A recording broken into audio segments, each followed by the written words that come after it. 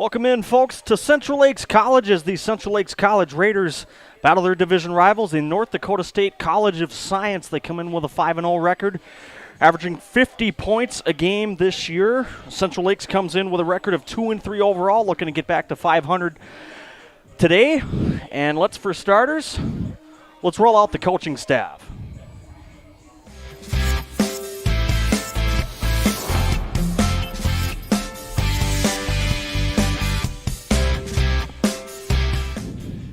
And now let's meet our 2021 CLC coaching staff.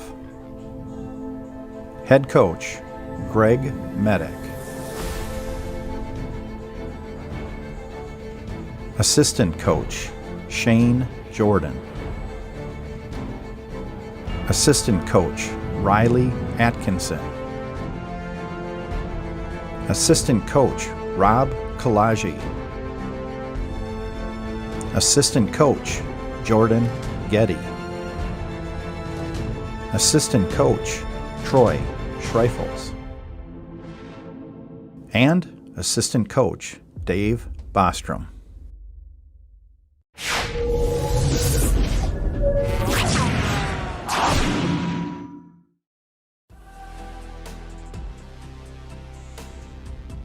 And now, let's meet our 2021 offensive starting lineup. James Getty, offensive line, Cokato High School, Kingston, Minnesota, freshman. Javon Coleman, offensive line, Tartan High School, Oakdale, Minnesota, freshman. Luke Olson, offensive lineman, Cambridge Sandy High School, Cambridge, Minnesota, freshman. Cornelius McNeil, offensive lineman, Dobson High School, Mesa, Arizona, freshman. Jared Goodman, tight end, Columbia Heights High School, Columbia Heights, freshman. Anthony Richmond, running back, Wildcats High School, Plymouth, Minnesota, freshman. Matt Torres, quarterback, Riverside Brookfield High School, Riverside, Illinois, freshman. Tucker Schultz, wide receiver, Kimball Area High School, Kimball, Minnesota, freshman. Jake Moe, wide receiver, Ashland High School, Ashland, Wisconsin, freshman. Noah Foster, wide receiver, Moore High School, Moore, Minnesota, sophomore. Caleb Jones, wide receiver, Armstrong High School, Plymouth, Minnesota, and a freshman.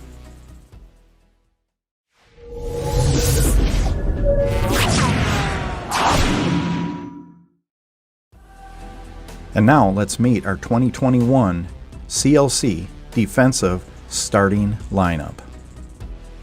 Nicholas Corum, defensive end, Century High School, Bismarck, North Dakota, freshman. Joey Hessian, D-line, Sauk Rapids Rice High School, Sauk Rapids, Minnesota, freshman. Riley Warden, D-line, Coney High School, New Germany, Minnesota, sophomore. Ramon Jr., linebacker, Washburn High School, Minneapolis, Minnesota, and I'm a freshman. Hunter Nissen, linebacker, Aiken High School, Aiken, freshman. Charles Dressel, middle linebacker, Mounds View High School, Shoreview, Minnesota, sophomore. Cole Hiltner, linebacker, Pillager High School, Brainerd, Minnesota, freshman. Devin Bean, I played safety. Bertha Hewitt, I'm a freshman. Lamar Nelson, cornerback, Minneapolis, Washburn, Minneapolis, Minnesota, freshman. Vito Richards, defensive back, Assembly High School, Invergrove Heights, Minnesota, freshman. Tim Ryan, defensive back, Pigot Lakes High, Pigot Lakes, Minnesota, sophomore.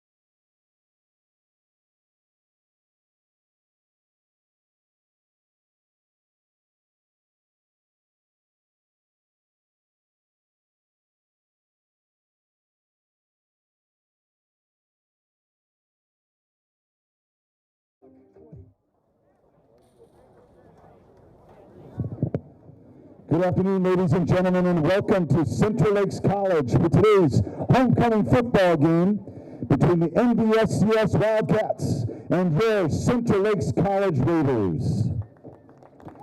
We would like to extend a special welcome to all CLC and BCC alumni in attendance today.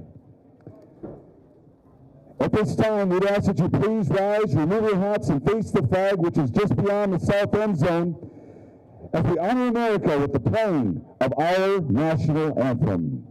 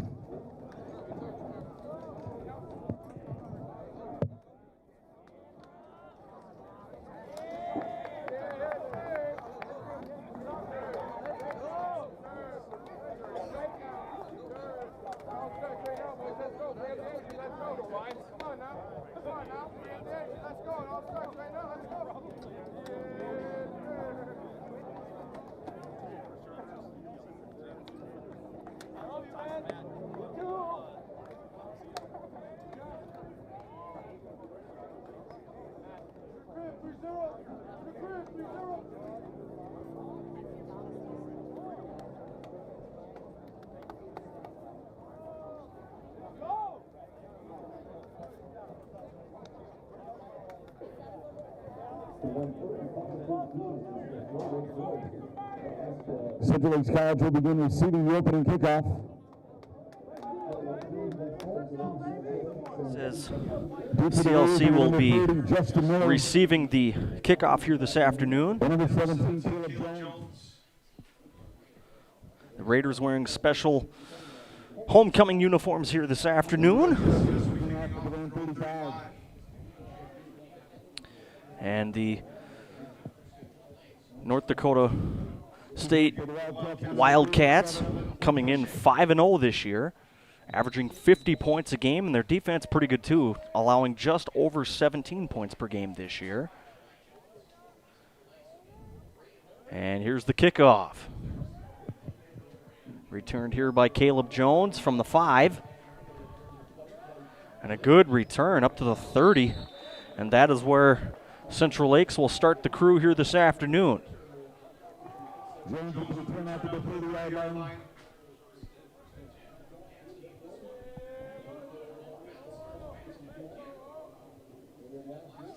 Matt Torres here starting the game for Central Lakes here this afternoon, as he's been the primary starter all year for Central Lakes.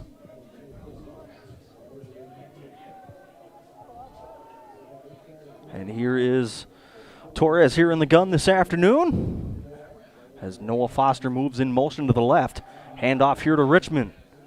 Richmond shakes one tackle, can't elude the rest of the team.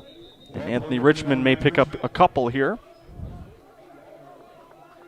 Looks like he may pick up a yard, maybe 2.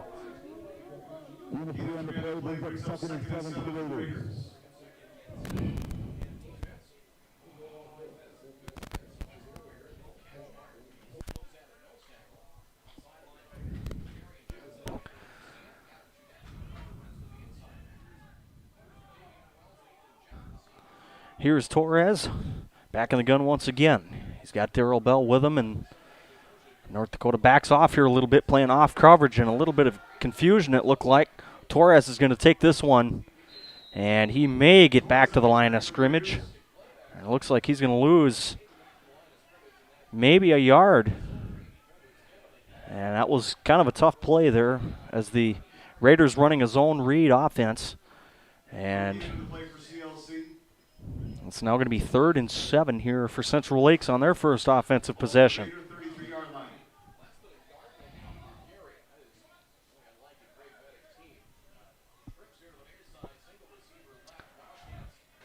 Trips here to the near side, a single to the right, and it's going to be a free play here for Torres. Throws over the middle, that ball incomplete.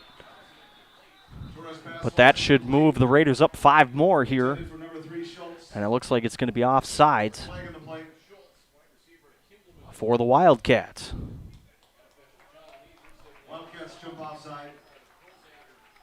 So that will make this 3rd down a little bit easier here for Central Lakes as they'll move into a 3rd and 1.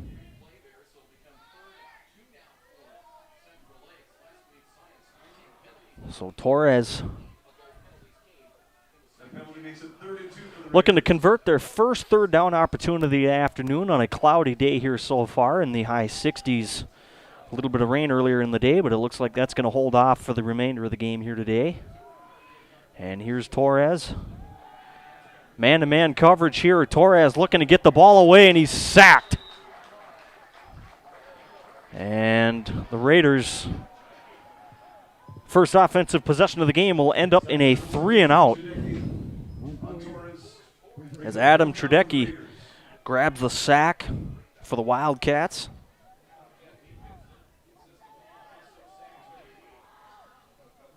And this defense is going to be a tough task for this Raider offense on their offensive line here today. Here's the return, and this is going to be a great return for North Dakota State. Loses the ball out of bounds.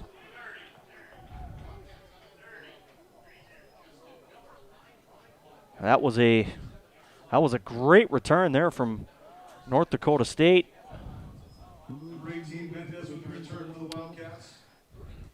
Mendez on the return. It's a 33-yard return for Mendez, and the Wildcats will start out here with a great field position to open this game for them.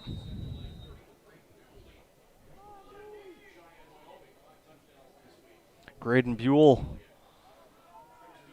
is the starting quarterback today for the Wildcats.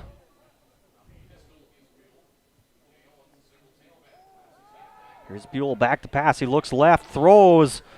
That ball is tipped and caught for the touchdown by number 18, Mendez. So what a start. That ball got tipped in the end zone and caught for the 30-yard strike.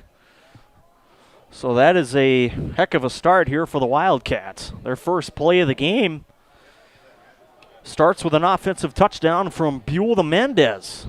As the ball was tipped by Tim Ryan in the end zone, and it was a lucky bounce for Mendez.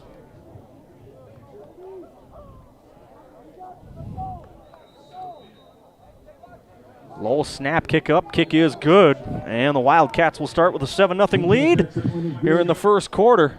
12:41 to go here in quarter one. We'll be right back with the Wildcats leading 7-0.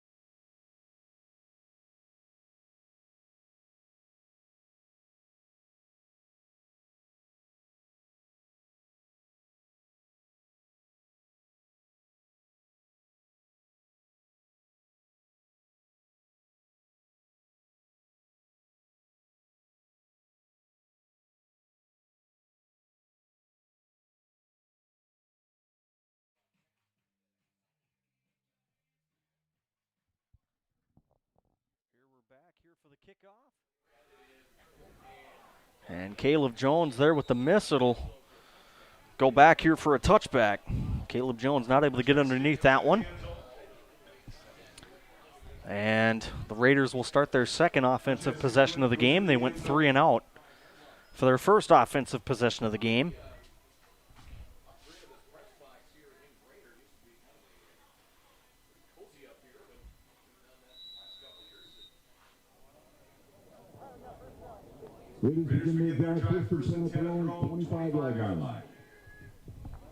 So the Raiders here will start from their own 25. Torres here in the gun.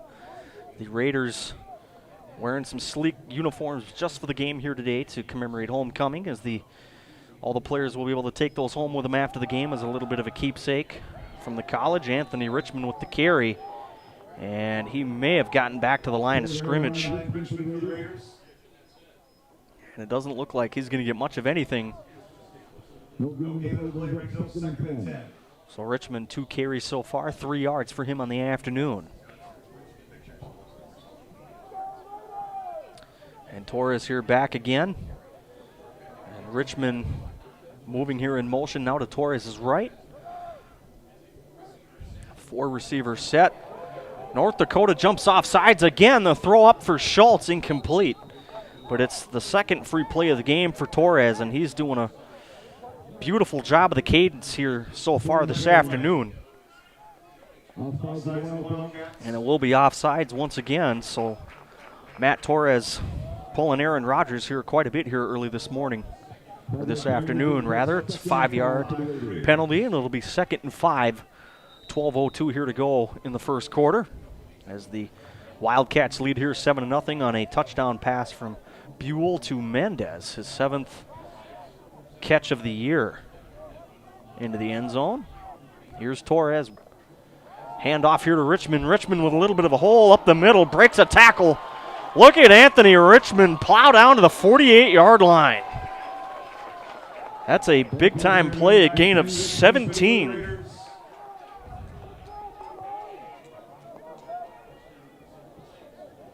So there you go, 3 carries now, 20 yards for Anthony Richmond so far this afternoon. That's Raider first down. So Torres here back in the gun. I'll be saying that all day. And I haven't seen any Raider quarterback take a snap under center so far. High snap, Torres able to get out of it. Screen play here to Foster. Foster gets past the line of scrimmage. And it looks like he's able to get about 7 or 8 out of it.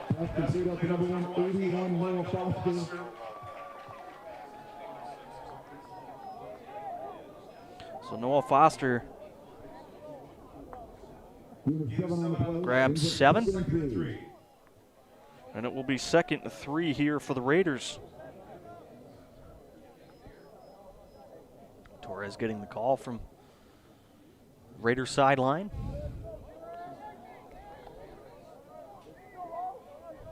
Torres here once again here back in the gun.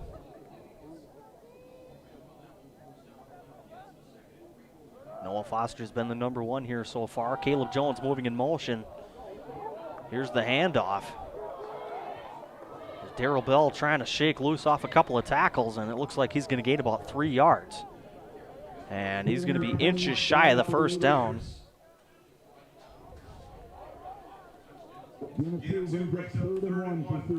Third and short here for Central Lakes, so the playbook's completely open.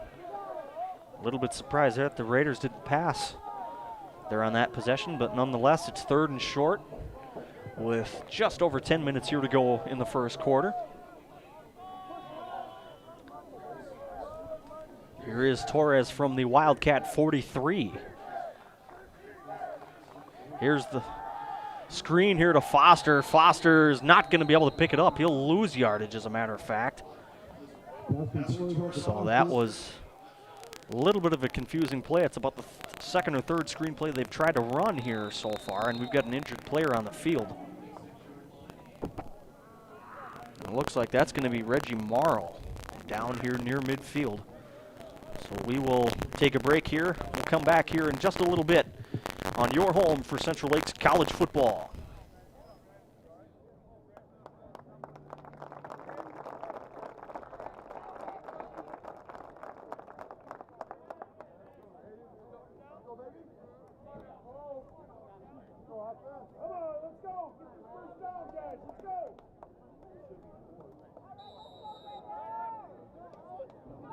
Pass is complete to Foster. Loss of a few on the play brings up 4th down and 4 yards. 4th and 4 here. The Raiders going for it here on 4th down. Split wide receiver set here for the Raiders. 2 on top, 2 to the bottom. Whereas maybe an opal here is the Raiders incomplete. That ball off Caleb Jones' hands. So Jones drop. So the Raiders here trying to roll down downs. And that could be a game-changing play for Central Lakes. Graydon Buell with a touchdown pass to Marcelo Mendez on the very first possession of the game. Two wide receiver set here for the Wildcats.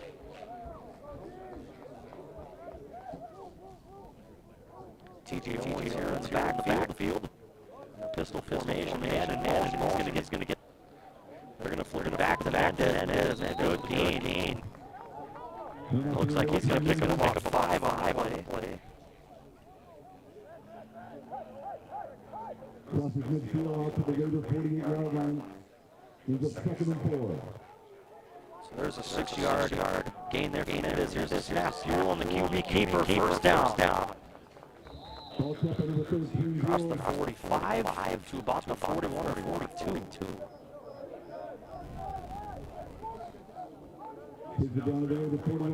Buell looks like he's certainly a pretty good runner. As the Wildcats continue to move this one. No huddle offense. Here's the throw from Buell, caught Mendez. Looks like that's that will be about a 5-yard gain for Mendez.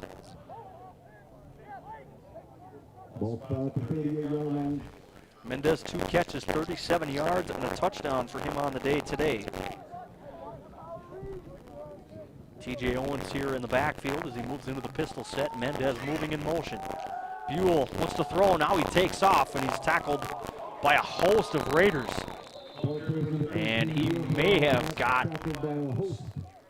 a yard on a play.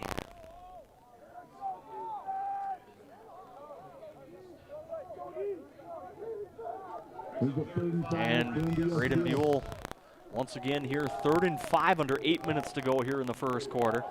Raiders looking for a big stop here, and they're going to need one. As the Wildcats offense 5-0, as they're averaging 50 points a game, and the 3rd down stop is there.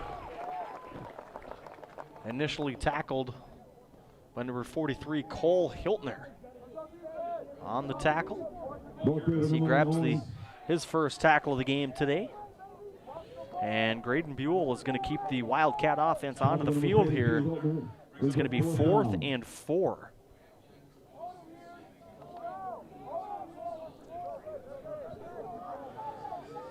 And here's Buell in motion. He's got TJ Owens here in the pistol set. Split wide receivers. As Wildcats try to draw the Raiders off sides, doesn't bite. He looks right, throws right. That ball overthrown, and it's a turnover on downs. Buell incomplete.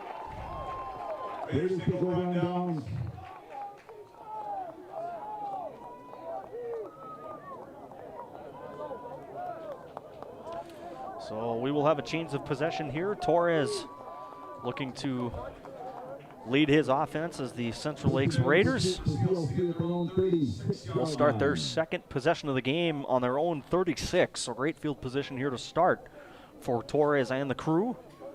The Raiders look to get to 3-3 with a win here today to get to 500. And a big win last week, 44-19 over Mesabi Range. Here's the handoff into the backfield. Anthony Richmond not going anywhere. So Richmond able to get to about the line of scrimmage, and that's it. So not much. They're actually going to give him a loss of 3 on the play. So now Richmond here so far with 17 rushing yards on the afternoon, and it will be 2nd and 13 from the 34.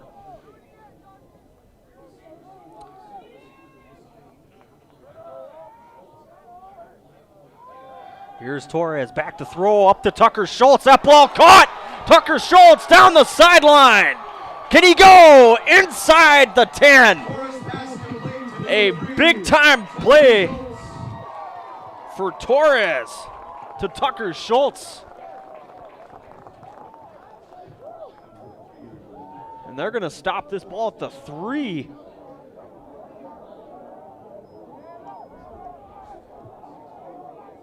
That'll be a 63-yard gain. Wow, how about that? Tucker Schultz making a big impact, 63 yards.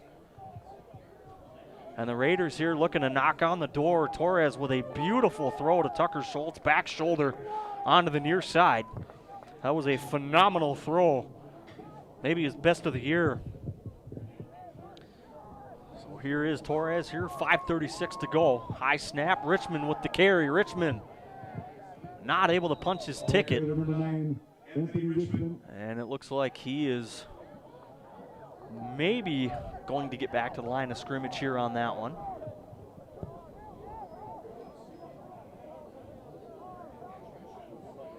So they'll mark it at the 2, so he will get a yard gain. So the Raiders looking to punch their ticket here. The Wildcat defense averaging just over 17 points allowed this year, so they have been spectacular defensively. Darrell Bell here in the backfield.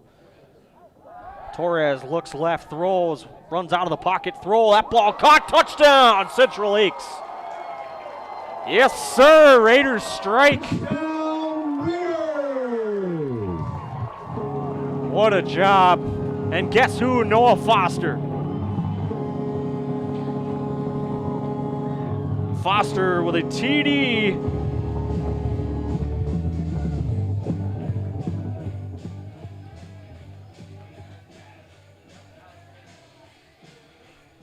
Big time strike. And now the Raiders in position here.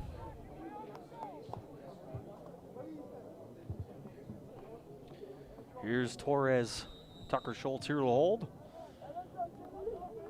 Snap down kick. And it's good. We are tied at Central Lakes, 7-7. Extra point is good by the Raiders. Extra point is no good. Extra point, no good. It certainly looked good from here. So now the Raiders are going to trail by 1, 4:47 here to go. It's the late. So now the Raiders unfortunately down by 1. And so we will have the kickoff here momentarily for Central Lakes. We'll be back as the Wildcats maintain a 1-point lead, 7-6 here late in the first quarter.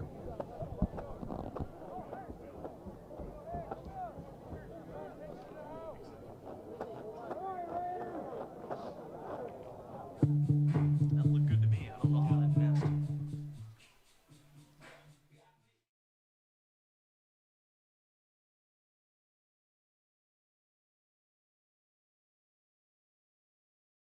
Here to kick it off. As the Wildcats lead here 7-6 as the extra point on the 2-yard touchdown strike from Torres to Foster. The extra point no good. And so it's a 7-6 lead here for the Wildcats.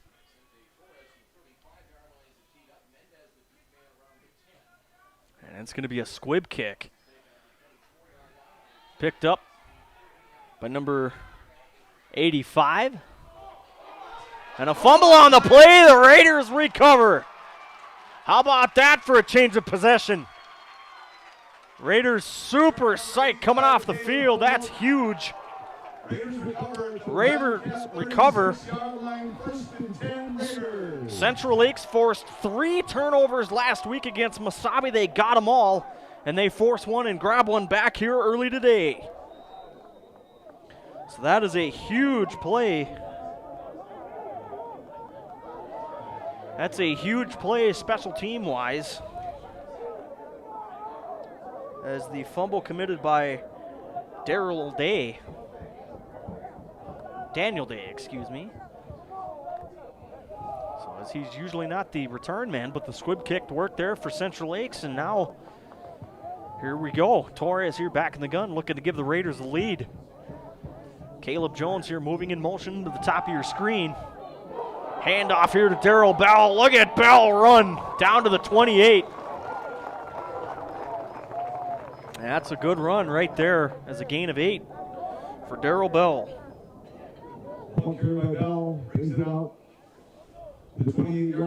So Darrell Bell so far 2 carries, 11 yards for him on the afternoon so far here today.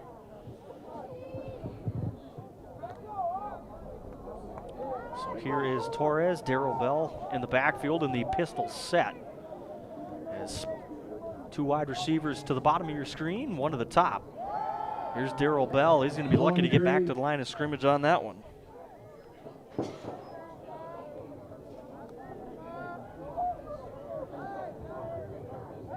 So Bell's going to grab a yard.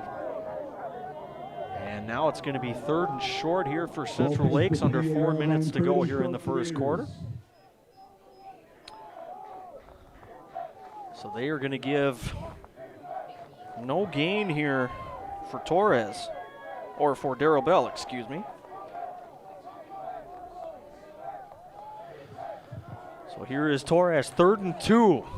Here's the give, Richmond first down, and more, he fumbles the football. And it looks like North Dakota recovers. And he did, so that's going to be Wildcat football. Wildcats recover.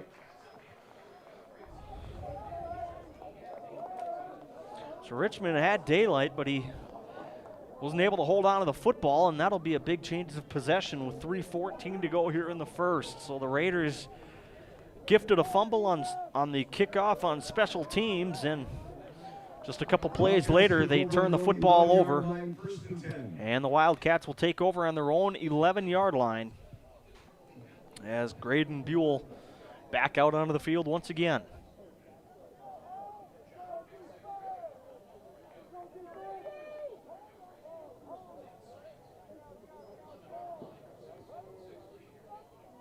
So the Science here with a 7-6 lead. Offense here, 3 wide receivers set to the bottom of the screen. Buell rolls out, throws that ball incomplete. Buell pass intended for number 12. Brown is incomplete. Brings up 2nd and 10. A little bit of a surprise there. Buell didn't take off. It looked like he had some daylight in front of him, but he decided to keep his eyes downfield and give it a shot. And unfortunately for the Science, that ball falls incomplete. As TJ Owens here moves to Buell's left. Split wide receiver set. Zone read look, and the Raiders with a great defensive play.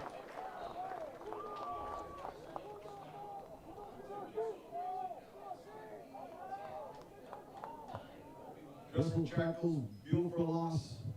Brings up 3rd and 11. So that'll be 3rd and 11. It's a loss of a yard there on the play.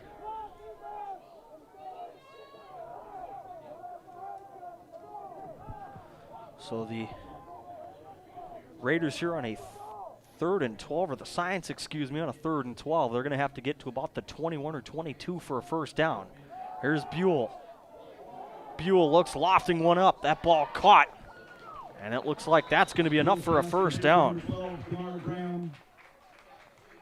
Kamar Graham with the catch. Number 33 of the Raiders, Tim Ryan. Tim Ryan with the tackle. And that will be a relatively easy first down here for the Wildcats.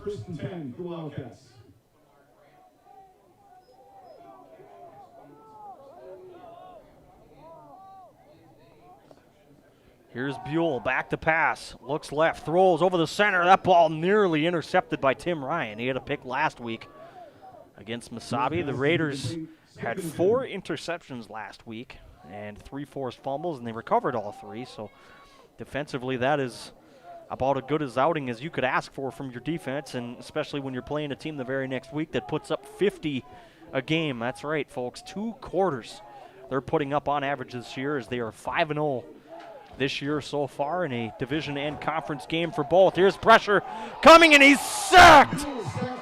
Buell hit by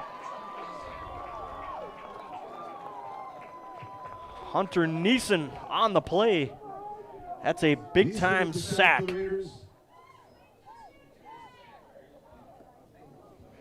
Hunter Neeson drags him down, and that's going to be a 3rd and 19 here for the Wildcats. So that is a huge defensive play as the Raiders call the blitz. Neeson comes down. Buell tried to escape him and couldn't, and drags the Wildcats back into a 3rd and a mile here. Buell trying to draw the Raiders off sides, not going to be able to do it. And we got a flag down. And it's going to be holding on the Science. So that is a huge play. That'll knock them back to a 3rd and 24. So that just made it a little bit harder, and not too many plays here, I would assume, for the Science on 3rd and 24 as they draw it up.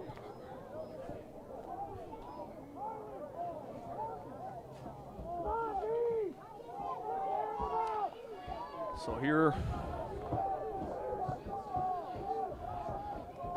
4 wide receivers set here for Central Lakes. Buell's going to take it up the middle. Stop well short of the first down. That tackle made by number 57, Charles Dressel, making the tackle, and that will be a 3 and out for the Wildcats. As number 37, Hunchak, back to kick this ball away. Noah Foster and Tim Ryan here back to receive.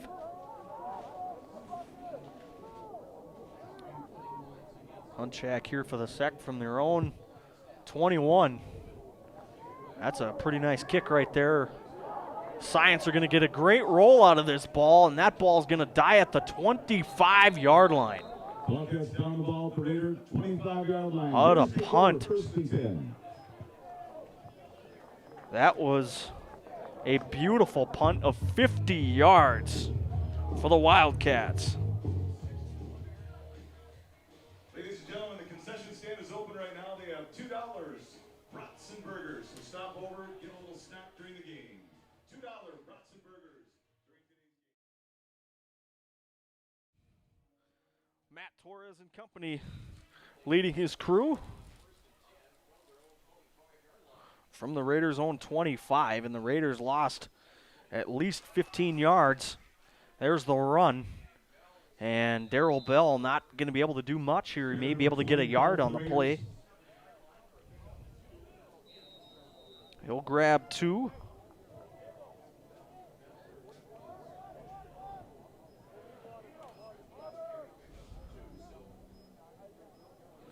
So we end the first quarter 7-6. Wildcat lead. We'll flip the field, and we'll be right back right here on your home for Central Lakes College football here.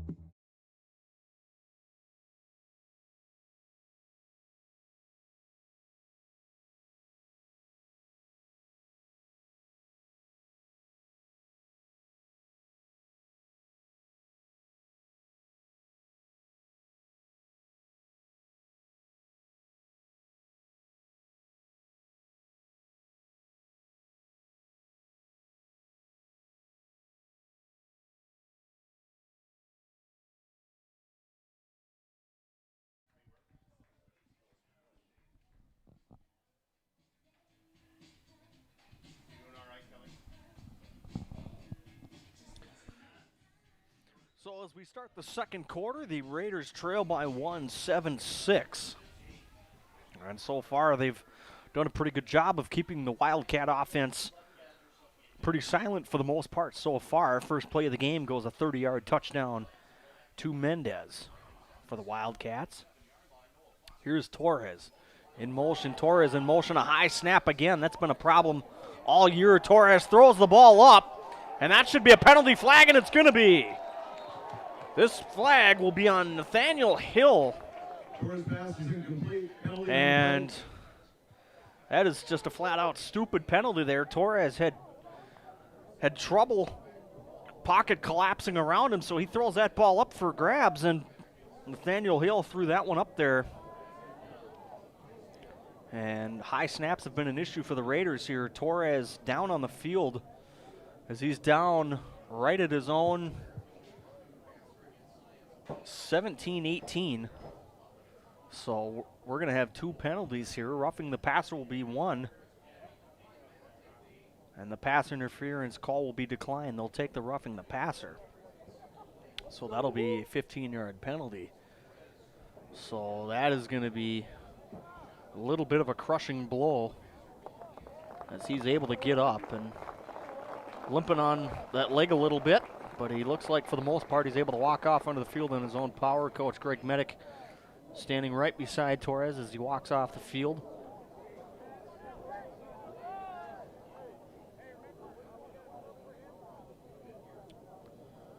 So it's going to be Jacob Kroll here coming into the game here for Central Lakes due to the Torres injury. The penalty brings the ball up to the 42-yard line of the Raiders. 1st and 10. Jacob Kroll out of St. Cloud, right in my neighborhood. So Kroll has had very few passes so far this year. And so we'll see here what we get out of this. Caleb Jones here moving in motion. Here's the snap. Richmond makes a couple of men miss, and he looks like he's going to be close to a first down, and he will have it. Number 9, Anthony Richmond on the carry. So that'll be a gain of 11. Takes the ball across midfield to the Wildcat 47-yard line. So that's a big carry now. 7 carries, 31 yards here for Anthony Richmond so far in the afternoon.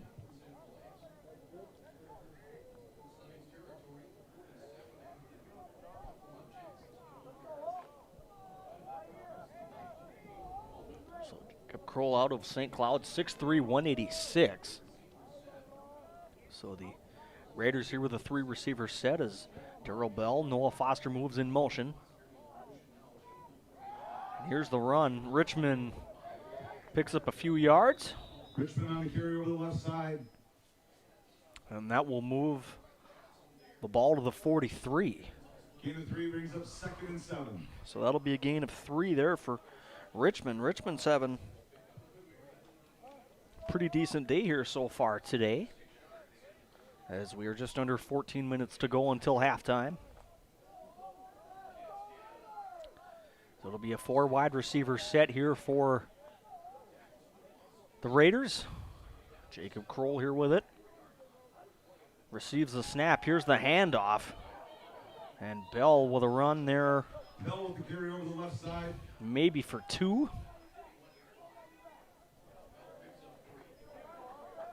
So Darrell Bell will pick up 3 on that carry.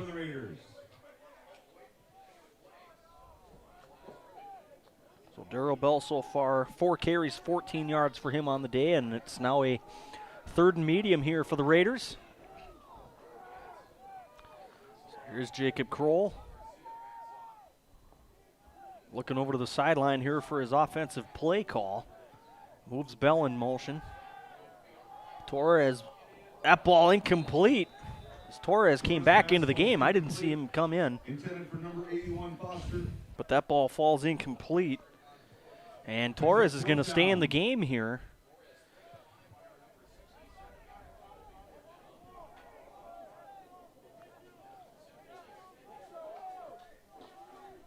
.67 yards so far here for Torres. He's 3 of 5 on the afternoon. 4th and 4. And there's the flag. They'll blow the play dead. Flag on the play. And this could be encroachment. We'll see what the call is as John Leisure It's going to be encroachment. John Leisure making the call. Leisure's been doing this an awful long time. My former history teacher in high school at Sartell. So that's a little bit of a surprise here today. First down. And that'll be a Central Lakes first down. And the Wildcats have had some pretty significant penalties come their way so far here today, as that'll give the Raiders a fresh set of downs here so far this afternoon. Torres here back in the gun, a high snap. The Raiders are going to lose a bunch of yards. And that's going to go all the way back to the Raider 40. Looks like they're going to spot it about the 47.5-yard line. So that is a high snaps have just been a major issue for the Raiders this year. They've had these issues all year at home, and can't speak for the guys on the road, but it's just been a constant issue so far this season. And unfortunately the Raiders going to lose quite a bit of yardage, and it's now going to be 2nd and 26. So a loss of 16 there on the play. Torres looks right, throws right. That ball's picked off. And he could go all the way to the house. And he's going to go. And Torres is down on the field again. He's hurt back at the 38-yard line. And there's a flag on the field. And we're going to have some issues here. So Torres is now down for the second time in this game. And this may be a roughing the passer penalty, as Torres got crushed at the end of the play as he threw it. The interception initially grabbed by Manny Garcia, the linebacker, 6 foot, 185 out of Brooklyn Park. And both players are going to be down here. So he is ejected from the ball game. It's a blow to the head. Blow to the head to the quarterback. So that player's gone.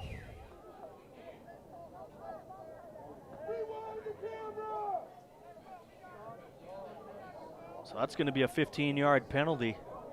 And it will be a fresh set of downs here for Central Lakes. We'll be right back here on your home for Central Lakes College football as they tend to Matt Torres.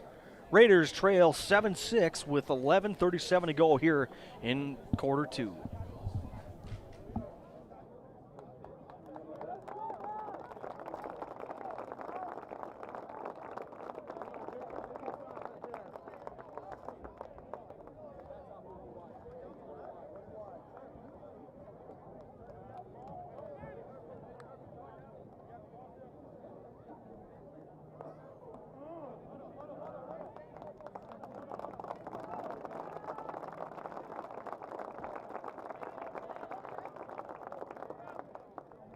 Ejected from the ball game, and so that's going to be a big turning point here, I believe, for the Science.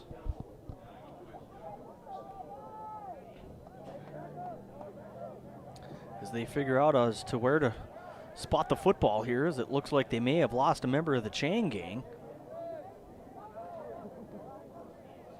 And so the Science have had several penalties so far in this game, and that's costed them a lot of yardage.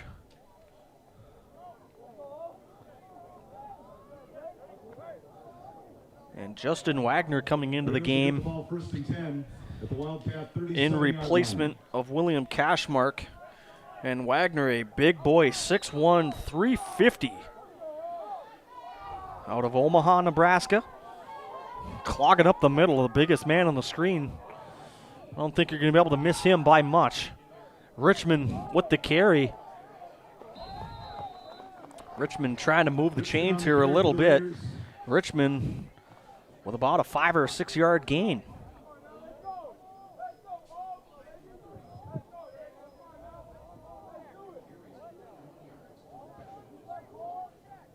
Give about 5 on the play, brings up 9 carries, 39 yards so far here for Anthony Richmond on the day. So Richmond's done a pretty decent job today. And the Raiders with Wagner coming into the game defensively for the Wildcats, may want to try to run the ball outside. And here's Kroll back to pass. That ball incomplete. That ball was nearly picked.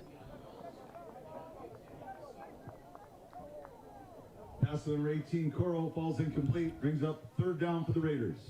So Kroll now on a 3rd and 5 here for the Raiders, and I would imagine it could be 4-down territory for the Raiders here for most of the game today. And we'll see here what's going to happen here. A personal foul and an offside penalty so far on this drive for the Raiders, or for the Wildcats, pardon me. So 3rd and 5 from the Wildcats' 32-yard line.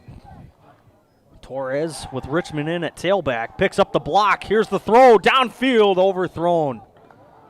Ball out of bounds. That ball intended for Noah Foster. Pass ball's incomplete, intended for number 81, Foster. Brings up 4th down for the Raiders. So it's going to be 4th and 5. Kroll keeping his team out onto the field here.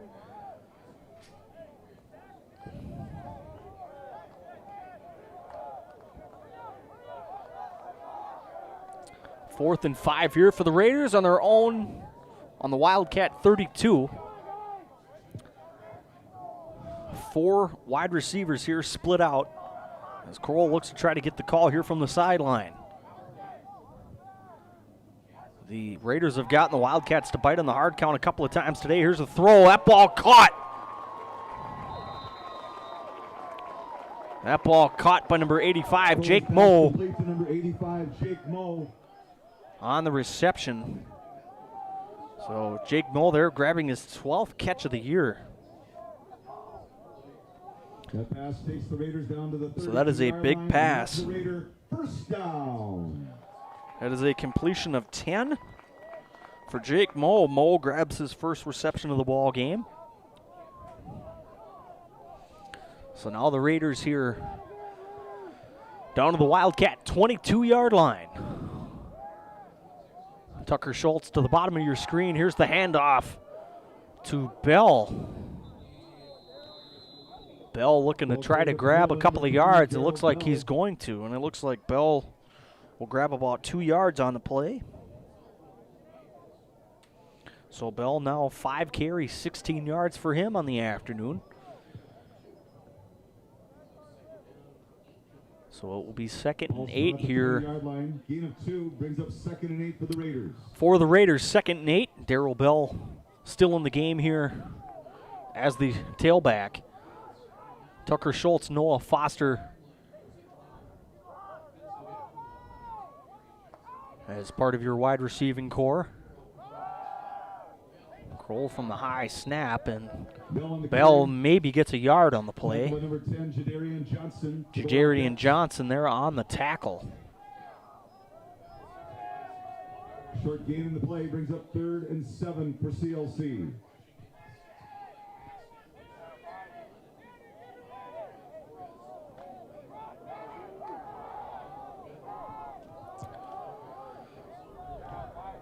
So here's Kroll now back in the gun. Anthony Richmond, the tailback, back into the game here for the Raiders. Trip set. Noah Foster now moving in motion. Foster moves in motion. Kroll looks left, throws. That ball sailed on him. Kroll's pass is incomplete. So that ball, you could tell his elbow flung open, and that ball sailed on him from the moment he released the football. And so it will be 4th and 7. Brings up 4th down for the Raiders. With 8:27 here left to go.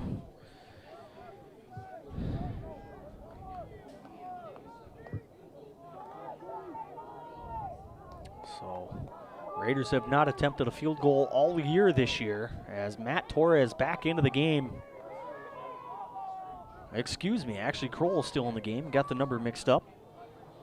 Kroll here back. Good snap. He's got pressure coming from his blind side and crushed by number 10, Jadarian Johnson.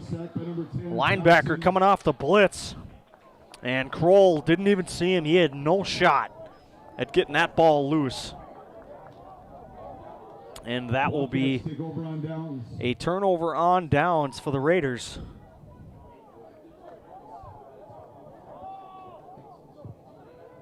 So that drive took nearly 7 minutes, no points for the Raiders. So the North Dakota State College of Science Wildcats will start from their own 28 here this afternoon with 8:23 left here in the first half. As Graydon Buell back to pass here. He's going to give it off. And there's not going to be much there for TJ Owens.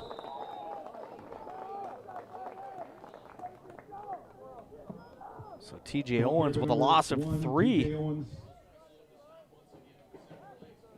So that is the first carry. Charles Dressel with the tackle there.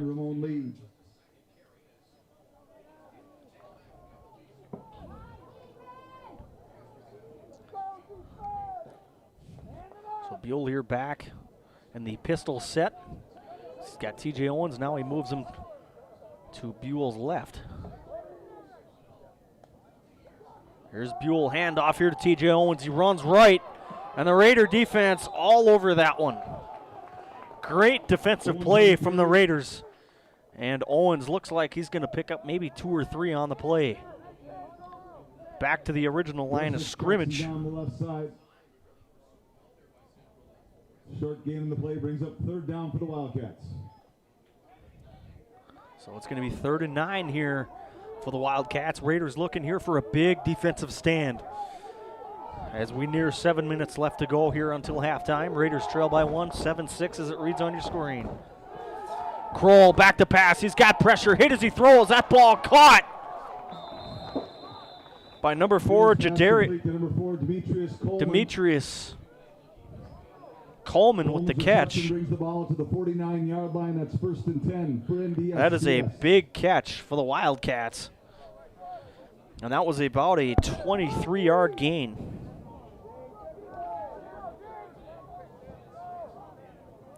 So Coleman grabbing his first catch of the day today. Buell back to pass, blindside hit. Brought down. Trying to get a number here. Number 34 for the Raiders, And that will be Eli Weingartner with the sack. So the Raiders have had a couple of sacks today. Loss of 9. And that will be 2nd and 18 now for the Wildcats. 2nd and 18 for the Wildcats. So the Wildcats with the ball at their own 41. As Buell here will be on the gun here once again. Pistol formation. He's got TJ Owens.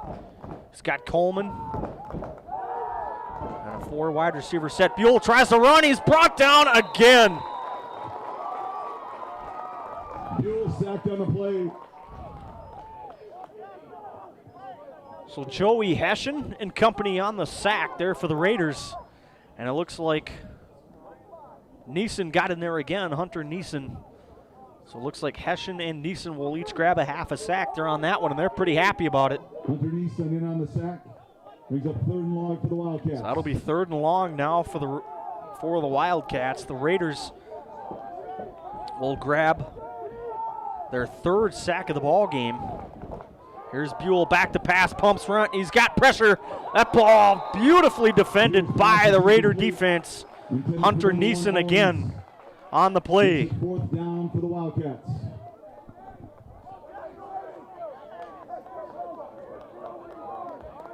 So the backside screen not going to do anything there for the Wildcats, and they'll punt the ball away. So Nicholas Hunchek here back to punt once again. His first punt was 61 yards. He's going to shank that one. And that ball is going to fall at the 37-yard line, and the Raiders are going to have great field position. Raiders will take over at their own 37-yard line. So the Raiders now taking over at their own 37. 5:09 left here in the first half.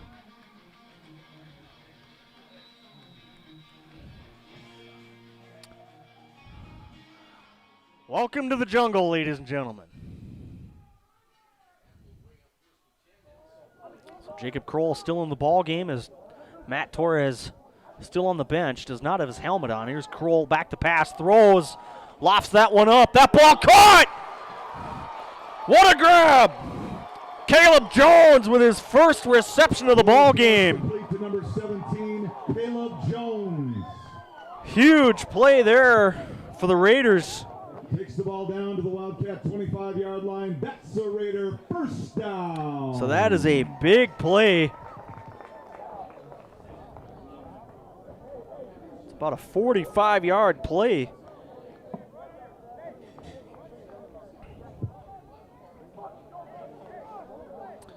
And now the Raiders with some nice momentum here. Kroll's had a couple of nice throws in his limited action so far here today.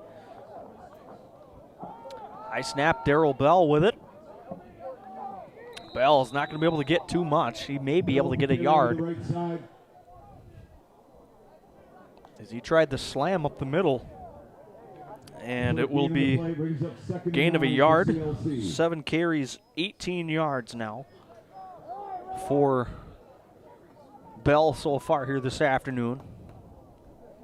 And his counterpart, Anthony Richmond, 9 carries, 39 yards for him on the afternoon.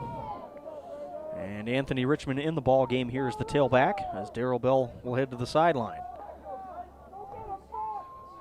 Here's the snap. Richmond, he's not able to get a whole lot out of that carry either, maybe a couple. Richmond with the carry up the middle.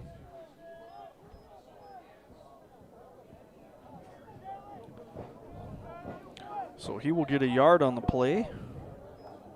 So Anthony Richmond now 10 carries, 40 yards. He's averaging 4 yards a carry so far this afternoon. That's pretty good stat line so far here today. Clock running.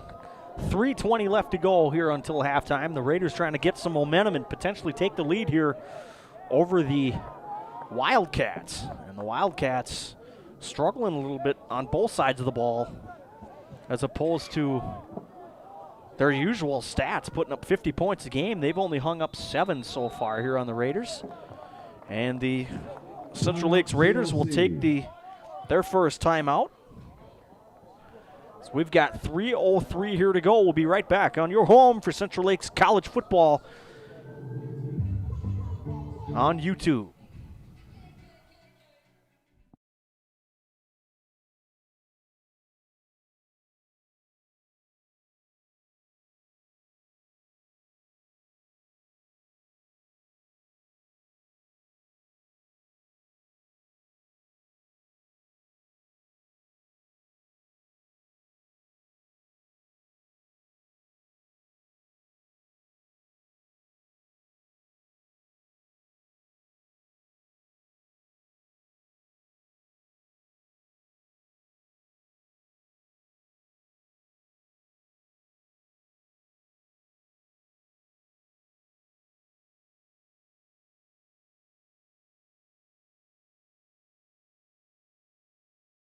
In the booth, Cameron Schneider bringing you the game today alongside the Central Lakes videography team, doing a great job as they've been bringing you the games all season long and will continue to do more. The Raiders with one more scheduled regular season home game 2 weeks from now. Jacob Kroll back to pass.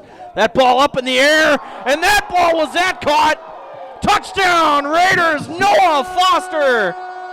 24 yards, what a grab from Noah Foster.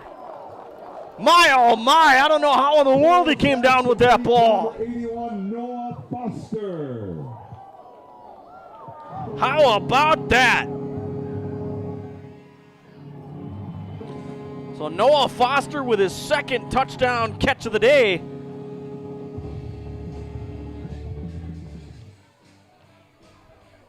$33 yards receiving on the day. But he's got 2 scores, and guess what? Raiders with a 12-7 lead over the North Dakota State College of Science Wildcats. How about this? Wildcats coming in averaging 50 points a game. They've only scored 7. And the Raiders with a huge lead here. And they're going to go for the 2-point conversion to try to make this a 7-point ball game. Here's Kroll back to pass, and that one knocked away. Great defense there by number 26, Draymond Gibbons. But we do have a flag on the play. 2 flags here on the side. One came from the near side, trying to locate the second flag.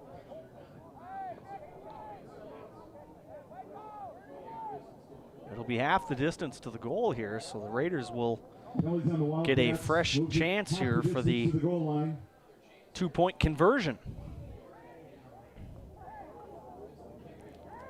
So Kroll here back under center as the Torres missed the extra point on the Raiders' opening touchdown of the day today. So they're going to go for 2 here to try to make this a 7-point ball game. So just under 3 minutes left here. Kroll back to pass, throws, that ball incomplete. So the 2-point conversion, no good. Raiders lead 12-7. With 2:56 to go in the second quarter. And so we will have kickoff here momentarily as the Wildcats will get the kickoff here. We'll be right back on your home for Central Lakes College football here on CLC Broadcasting.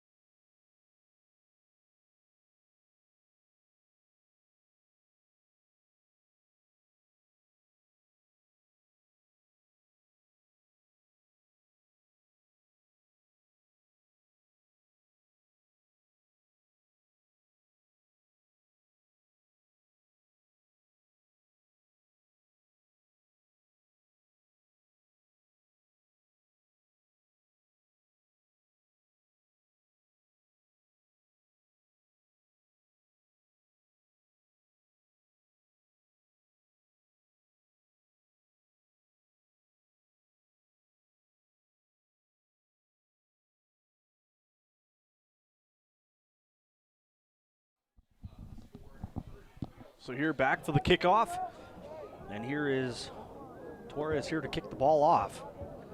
Raiders have forced a turnover, 1 turnover so far today on special teams. Ball fielded at about the 19. And Wildcats, Ethan John there for the Wildcats on the return. It will be about a 12-yard return.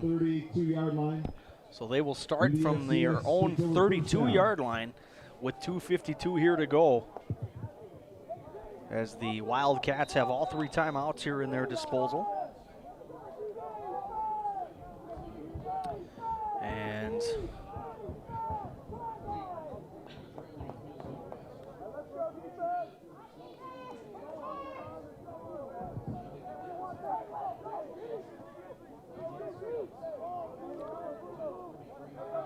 so here's Graydon Buell here back in the gun here. He's got Owens with him. Owens with the give.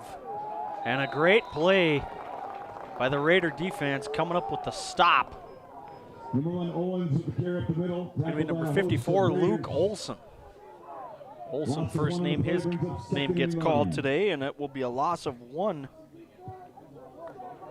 So Owens 2 carries today. He's -4 yards. So see here what they do on 2nd and 11. I would have to bet that they would want to pass the football here.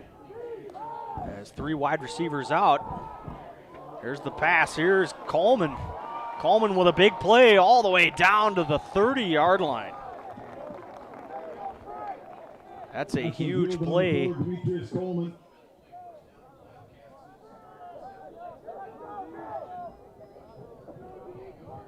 So that'll be good for 38. So that's a big play. Ball plays the 30-yard line, 1st and 10 for the Wildcats. 2 catches for 58 yards now for Coleman.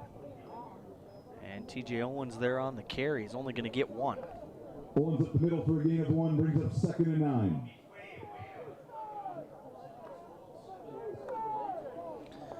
So Central Lakes here trying to pin the Science down here. Trying to make them go scoreless into halftime, at least here on this possession. They've got 7 points already. Buell back to throw, and they're going to throw the flag. And that's going to be holding, it looks like, on number 22, Jamar Nelson. So that will be a half-distance penalty for the Wildcats, and it will be holding. And that was a pretty easy penalty there to see, especially sitting up here in the booth. Not necessarily the smartest play there for the Raiders on defense. The ball is placed at the 19.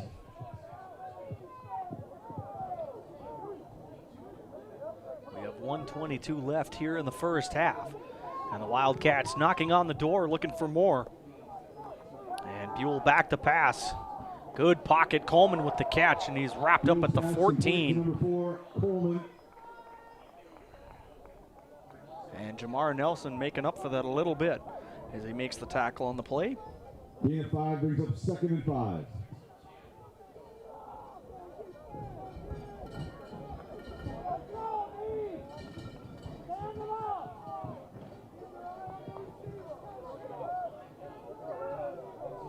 So here's 2nd and 5. We're under a minute to go here in the first half. Buell gets it, looks left, throws, and that ball nearly intercepted.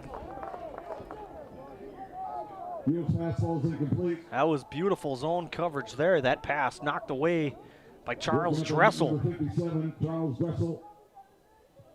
That's a great play here in the Raiders, needing a big defensive stand here.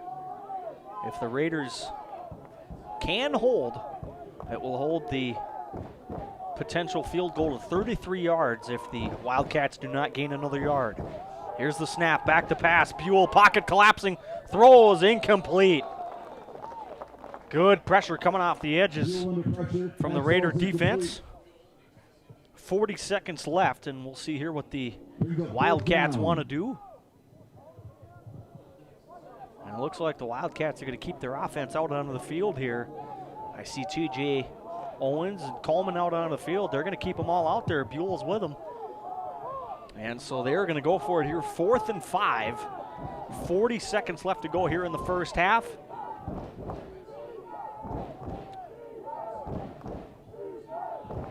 Big play here for the defense. Let's see what they've got. Pressure coming from the sides. He's going to throw. That ball knocked away. No flags, and it will be a turnover on downs with 33 seconds remaining in the half. So the Raiders do have 2 first downs left to use.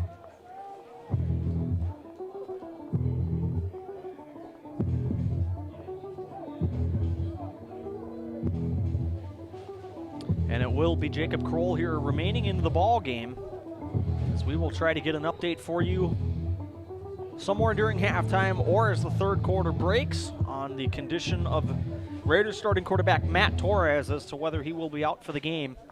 He is on the bench, does not have his helmet on.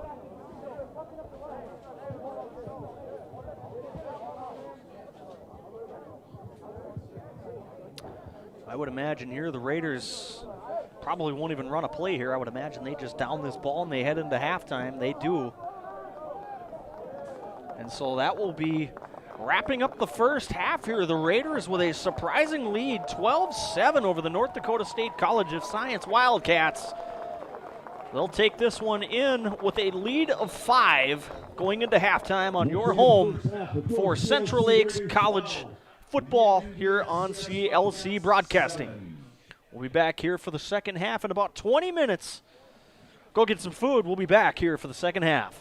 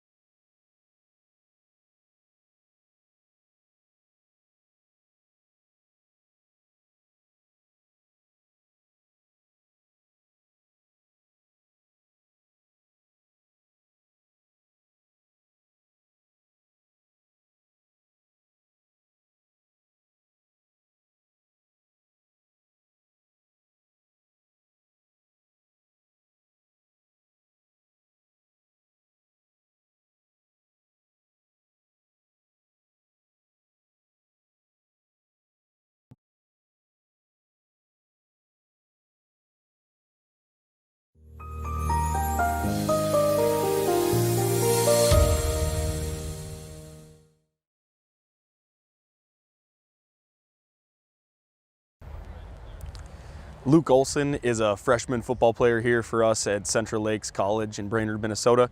He's a Cambridge-Isanti grad, and Luke plays center for us. He is a huge piece of our offense and the way our offense kind of runs, and he takes a lot of ownership on the O-line and making sure guys are where they need to be. He also plays a big role in our special teams, where he is our long snapper for our punt and our long snapper, or I guess snapper, for our field goal unit too. So Luke brings a lot to the table, not just him on the O-line, but also in our other special teams. The best part about Luke is he is dedicated to his work in the school as well. He's a great role model on and off the field, and again, we're just super glad to have Luke here at Central Lakes playing for us. Well, welcome to CLC Football and our player profile segment. I'm with Luke Olson. Luke Olson's one of our offensive linemen, and he also is from Cambridge-Isanti High School. Not super far from here, but a little bit of a distance. But Luke, why don't you tell us, why did you choose CLC? When I came here, I talked to Coach Medic, and I really liked his philosophy on football and stuff, and he's a hard-working coach, and he really makes all the players kind of get that same mentality of being hardworking and being a well-disciplined team. So now, so there's football, and I know education's important to you. So what are you currently doing for education here? I'm in the Natural Resources Law Enforcement program. Okay. So is that like DNR type thing? Yeah, stuff like that. Okay, cool. So, tell me, or tell us, why is it that you wanted to continue playing football? You must love it. You must enjoy it. I looked at it as that I can come here, get an education for 2 more years, play a little more football, and then kind of get my life started. And I thought this would be a good place to do that. That's neat. So you're a Minnesota through and through. So who's kind of your favorite player that you kind of look up to maybe in the NFL? As far as, it can be skill, it could be leadership, it could be a variety of things. But is there a couple players, or at least one, that kind of sticks out to you? I really like Eric Hendricks on the Minnesota Vikings. I think he's always been a pretty good player for us, and he's not the biggest, flashiest player out there, but he always does well, and he usually leads our team in tackles and always usually gets the job done.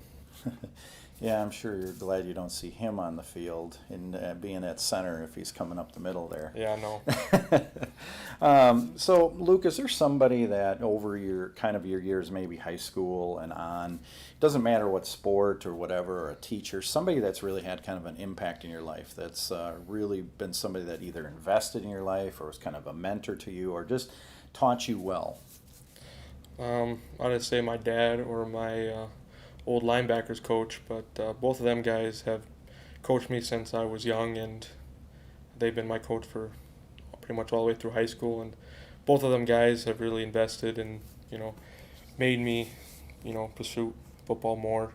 They got me into working out and got me to become a better leader on the team and stuff, and try to set an example for the younger guys when I was in high school football. Cool. Do you have like a memory or something from kind of your high school days that you go, that was just a special game, or that was a special moment? I'd have to say my last game, we got to play for the second place because unfortunately COVID shut us down before we got to go play for the champion, but it was a fun game. We got to go out there and we ended up winning, beating Coon Rapids, and it was just cool to be with all the guys one last time, come out on top, everyone was happy, everyone has all their emotions out there, but it was just good to be with the guys one last time and come out with a win. So, future, you talked a little bit about DNR and getting prepped for that, and this gives you kind of a good groundwork for that. So do you have a particular focus or interest in that area of something that you really, because I know you love hunting, and those kinds of things, but what is it that why did you want to go into that? I kind of like I like outdoors and stuff, obviously, like you said, but really I just thought, I think going out and actually protecting stuff that I love, like hunting and fishing, and I want to be somebody making sure people do it the right way and not breaking the rules and doing all that bad stuff. And I feel like I'd be a good person to, setting a good example for people to do stuff the right way. All right, well, just a final question. for you. It's not all that crazy. I've done a few that have kind of pushed people, a couple of the guys to a certain. But what's kind of your favorite kind of meal or food or even a place that you just love? I like Mexican food. Like going to like Acapulco or stuff like that, or like Chipotle, places like Real authentic Mexican at Chipotle, right? Yeah. Yep. Tastes good though. Yeah, it does taste good. Well, Luke, thanks for just taking a few minutes just for us to get a chance to meet you, but also to kind of share kind of why you chose CLC, and good luck out there on the field.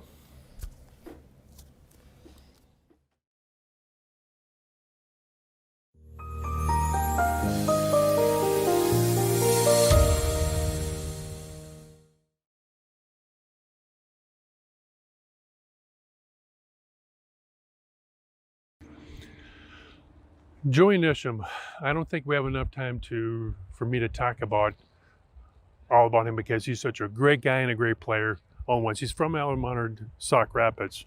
And one thing I noticed in Joey right away was his enthusiasm, but most likely how he got along with the other players, most importantly, how he can build and kind of stay in these relationships, over the course of the last couple months now.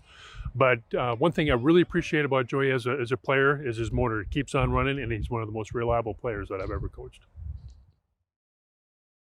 Well, welcome to another installment of our player profile. I'm here with Joey Hession. Yep.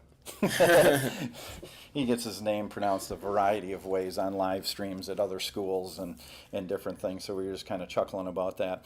Joey is one of our defensive linemen. He is from Sauk Rapids Rice High School, and so we're just going to get to learn a little bit about Joey, but also kind of, this is always a great time to kind of help others maybe understand why CLC is a great place to be, not only for football, but also for education. All right. So why did you choose CLC? There's a lot of different reasons. First, I really wanted to continue playing football at a collegiate level, and once I kind of, I had a bunch of different options. It was kind of going through a lot of different things, but CLC really stuck out to me because I was able to kind of figure out what I wanted to do, after college and stuff like that, because I have a lot of stuff floating around, but I can't really pick a major or anything. Right. And so I would way rather be able to play and go to school here, kind of figure out what I want to do, and not have to pay $55,000 a year to go play D3 football. So no, that's right. Yeah, I was really happy to come here, and also one of my mentors, which I'll mention probably later, but he played here, and so that was kind of a big thing too. He actually played with Coach Medic. Okay. And so he kind of pushed me to come. So neat. So why do you enjoy playing football? You're playing it now after high school, and you're continuing to play. Football, it's just, I don't know, there's just something about football, the feeling of, being able to hit dudes as hard as you can legally. But no, honestly, it's just the camaraderie with your teammates and really being able to push yourself and to, kind of be able to watch yourself, grow on Saturday afternoons or Friday nights or whatever it was. And so it's really fun just to put in that work and see it kind of unfold on the football field. And like I said, I just love football. I've loved it ever since I was a little baby with a little football in my arms, so I just can't shake it. So you told me that you've played all their sports, wrestled quite a bit, Mm-hmm. and then some other things that you did, but where do you see the advantage of being a multi-sport athlete? How did that have some benefits to you? Oh, for sure. I definitely feel especially with wrestling, for me, it helped a lot because, wrestling and football, especially tackling, since I'm on defense. It helped a lot, with hand fighting, and I just acted like I was doing a double leg every single time I tackled somebody. But it's one of those things where you really get to kind of get to know a different group of people, because there's a lot of wrestlers don't always go and play football, especially the 106 pounder. Yeah, probably not gonna be playing football. But there's just so many different lessons that you can learn from each sport, and you can really kind of grow, as an athlete and as a person by just doing multiple different sports, I feel like. Sure. No, that's great. You mentioned it earlier, but there's obviously somebody that's pretty special to you as a mentor, somebody that's really invested in you. Who is that? So his name is Mark Schultz. He was one of my coaches at Sauk Rabbits. Ever since my freshman year, he was my linebackers coach. And then when I got moved to D-line, I still, talk to him all the time. And we actually, together we were able to help, found the FCA at Sauk Rabbits. So it was really cool to be able to not only, have that connection with football, but just, life in general with him. And so it was a really good guy just to kind of, have my back and be in my corner. Yeah, no, it's so important to have those people in your life, and that's great that you had him. So as you talked about your future goals, you're kind of right now you're doing your AA work, but you're, gonna, hey, let's kind of see where this goes, where my interests are. So what a great place to be able to do that and have that experience. So here's the next question. As you watch football, see football, who's a NFL player you really like right now? Right now, I'd have to say probably my favorite is George Kittle. George Kittle? I don't, okay, seriously, you're on defense, he's offense, but okay, there's got to be a connection here. Well, so I'm a big Iowa Hawkeyes fan. Okay. I love the Hawkeyes. He, and just the energy that he brings, I've been able to watch him since he, played college and all that stuff, and just the energy he brings every single game day. Sure. And he's just always that guy who's, he's a great teammate. He's not just about himself. He makes his teammates better.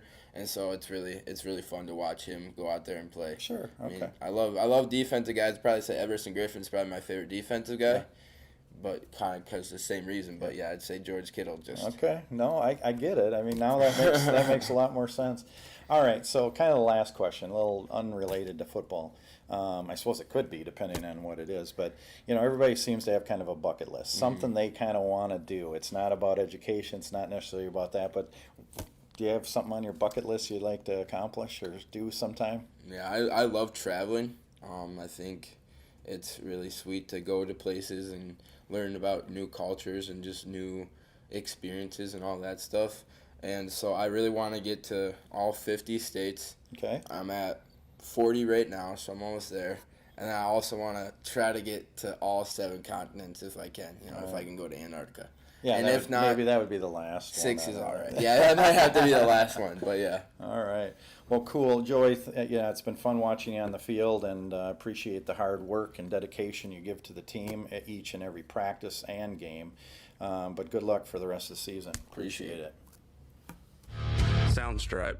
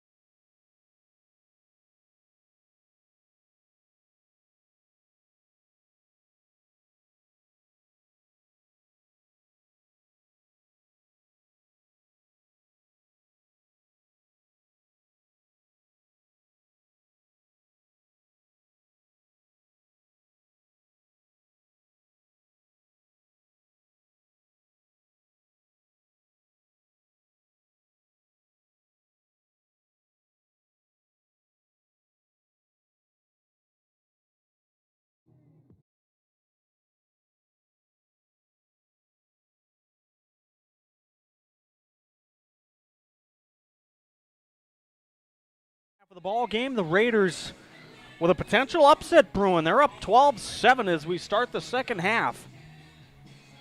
Under 30 seconds to go here before we will get the second half here underway. So far today, we have got a good one brewing today. Noah Foster's got 2 touchdown grabs today.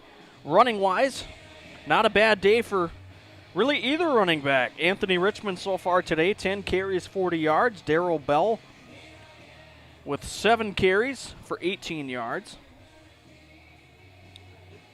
And Jacob Kroll's not doing too bad either. He's been so far, he's been pretty good in replace of Matt Torres, who unfortunately I could not get anything from the coaches in terms of where he is health-wise.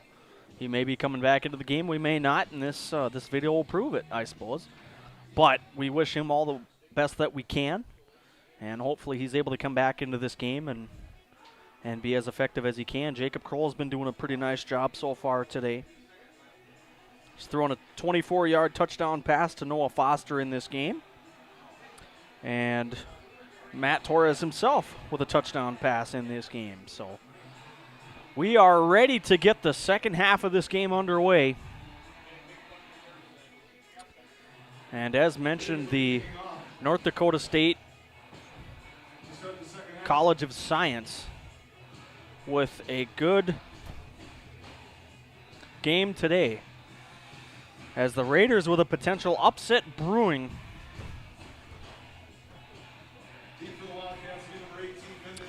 As the Wildcats come into this game, they're 5-0 so far this season, and the Raiders with a good lead on them now. The Wildcats have not trailed since week 1 when they played Mesabi Range.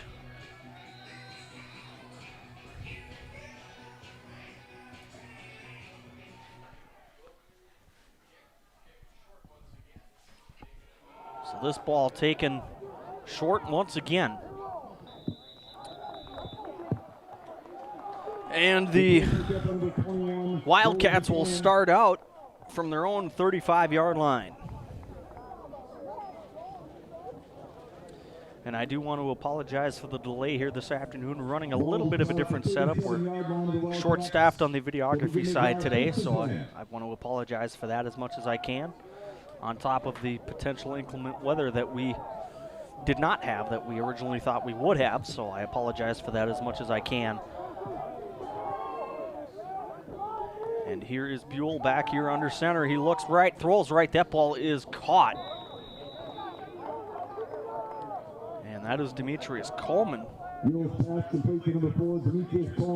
So Coleman with a nice gain. It looks like he's going to gain of about, they're going to give him 7 on that carry.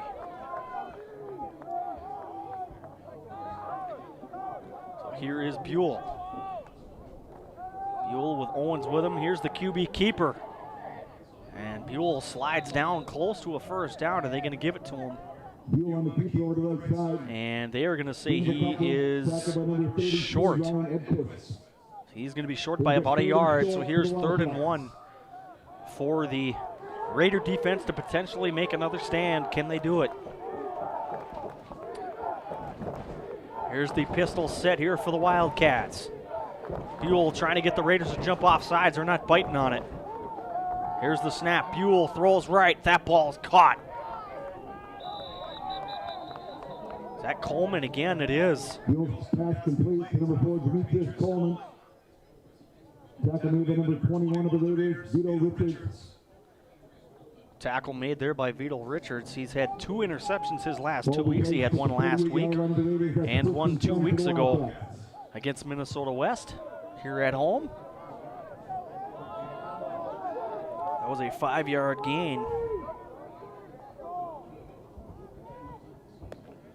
Coleman now 5 catches on the afternoon. That ball thrown. Did he catch that? Did Coleman catch that? He did. What a catch. Coleman has been on fire in this game so far. Now he's up to 6 catches. That is a 20-yard completion. Gain of 20 for the Wildcats. First and 10 at the Raider 28-yard line. 6 catches now for Coleman on the afternoon.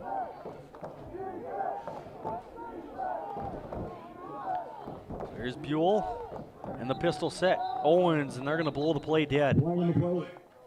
And it's going to be false start. That's going to cost the Wildcats 5. False start on NDSCS. 8 penalties now for 56 yards on the Wildcats so far here today. And usually this team doesn't usually commit a ton of penalties. Ball spot at the 33-yard line. 12:30 now to go here in quarter 3. First and 15 here, the Raiders. Defense has played outstanding so far today. They're able to pick up the blitz. There's the throw, incomplete. And that was intended for Coleman. And there's a late flag on the play. Coleman gets up limping a little bit. They're going to call roughing the passer. So that'll be a fresh set of downs.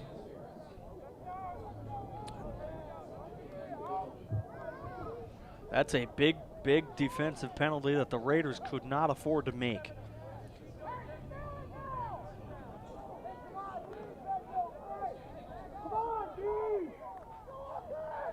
That penalty makes it a first down for the Wildcats. So Buell in his first trip to the red zone here so far today.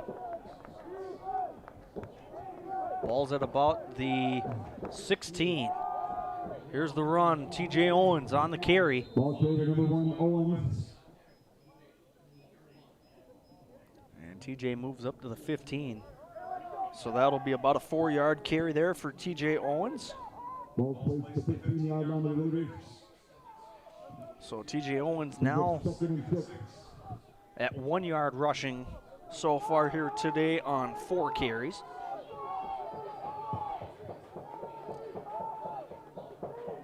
Here's Buell back in the gun. He's in the pistol set. He's got 2 to the top of the screen. Looks center. He throws. He's got hit as he threw. And that ball's intercepted.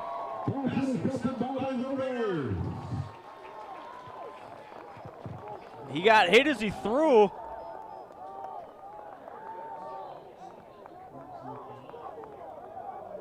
So Vito Richards again. Vito Richards has been on fire the last 2 to 3 weeks. He's got another interception, and he's got 3 interceptions in the last 3 weeks.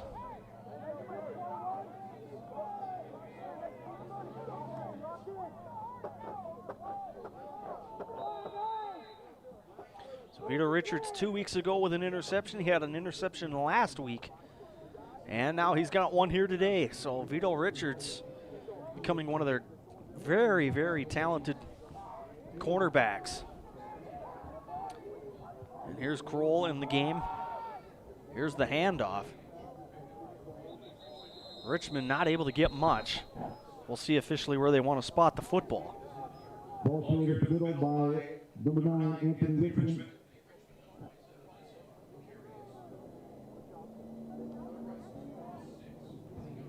And they're going to give Richmond a yard.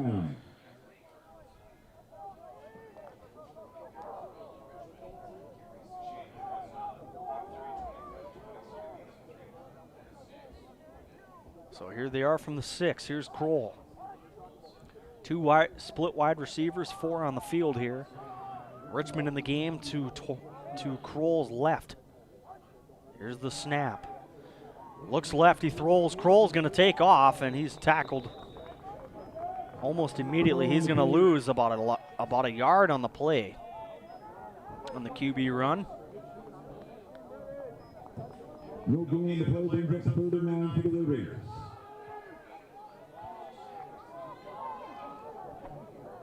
So that will not go down as a sack there for the Wildcat defense. Kroll running to the sideline to get the call from head coach Greg Medic. And 3rd down and 9 here for the Raiders with just about 10 minutes left to go here in the 3rd quarter. Wildcats here with a 3-man front. So they go back and they play zone. There's the throw. That ball deflected by Ethan John. That pass intended for Caleb Jones. And Tim Ryan. The Raiders will head out to punt here. And it will be Justin Miller here to boot this ball away. He's going to be standing right back in his own end zone.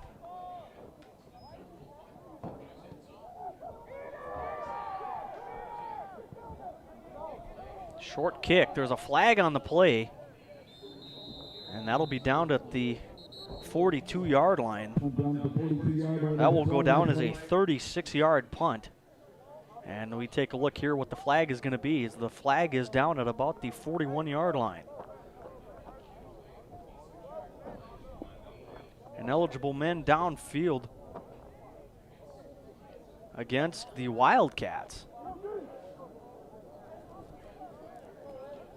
So that'll just be a 5-yard penalty as they'll just move them back 5 here for the Wildcats, and they will start their drive.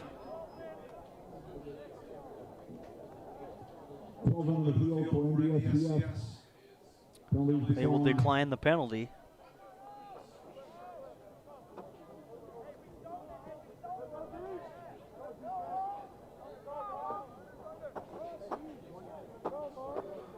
So with that penalty being declined, the Wildcats will take over here 1st and 10 at the Raider 42-yard line.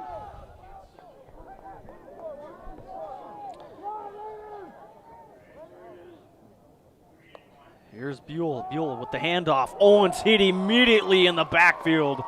Wrapped up by Dressel.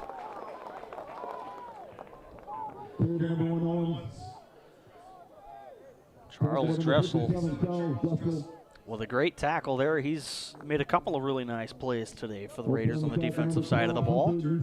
Hunter Neeson again on the tackle as well. He's got a half a sack to his credit so far today.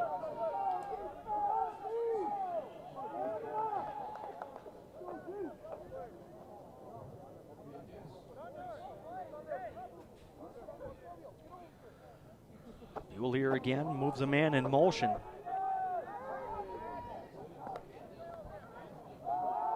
Owens with the delayed handoff, and he's not going to get the first down. So it's going to be 3rd and short. He's brought down by a host of Raiders. He may have gained a yard on that play. They're not going to give him anything. It'll be 3rd and 12 so far. So the Raiders here, they need this stand. If they can make this stand and potentially get some points on an offensive possession, that's going to be huge for this Raider team. Fans getting rowdy, and that's exactly what the Raider defense needs. Buell, pistol set, he's got Owens right behind him. Here's the snap. Raiders pressure deep downfield. That ball incomplete. As that ball was intended for Brady Hogan. That's going to be 4th and 12. And looks like Brogan really slowed down there just for about a second, and that may have made the difference. And this Raider defense today has been spectacular. They allowed an opening touchdown on the Wildcats' first offensive possession of the game, as it was Coleman with the touchdown. So that punt goes all the way into the end zone, and the Raiders will start their first offensive possession at the 25-yard line. So the Raiders get that big defensive stand that they were looking for, and they look to tack on some points here on this possession.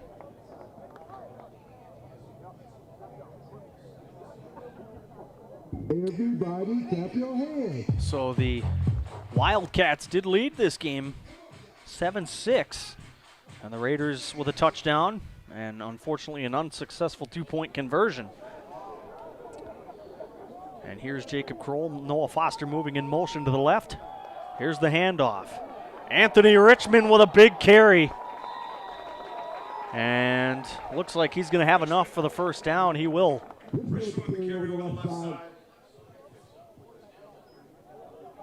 They'll mark him at the 34. So that will be a gain of 11 there for Anthony Richmond. That's Raider first down. 52 yards now on 12 carries so far on the day for Anthony Richmond. Richmond had over 100 yards last week. And the back here will be Bell into the game now. Bell gets the handoff. He's met immediately by the Wildcat defense.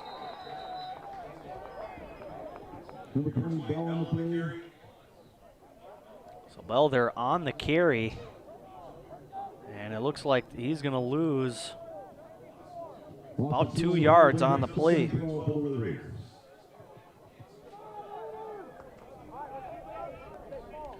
So now Darryl Bell so far on the day, 8 carries, 16 yards. 2 yards a carry for him on the afternoon. Under 7 minutes to go. Kroll with it. Darryl Bell still in the game at tailback. And Noah Foster moves in motion to the right. Foster's got a touchdown catch of his own today. That ball thrown out to Justin Miller. That ball caught.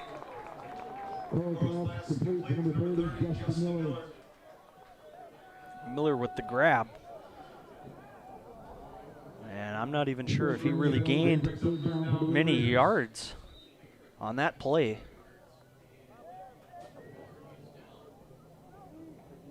And the Raiders have another guy down again, and it looks like it's Justin Miller. And Justin Miller on the sideline getting helped up. Just outside of the field of play, and Richmond looking okay as he heads back to the bench. So we wish Justin Miller all the best that we can. And 3rd and 12, so that catch by Justin Miller, no gain.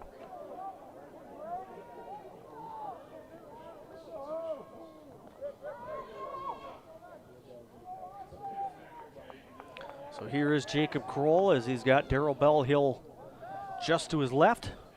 3 wide receivers now. Noah Foster moves in motion, split wide receiver set. Kroll has got a nice pocket. He throws. That ball caught. Tucker Schultz making a man miss. And he's down to the 45-yard line of the Wildcats.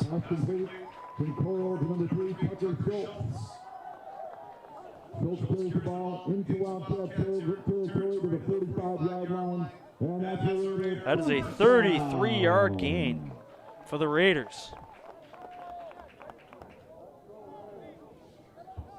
22, pardon me. So Tucker Schultz, a big man, 6'5", 185 out of Kimball. And he has had a pretty nice day here so far today. Here's the run by Richmond. Richmond's going to lose about a yard on the play.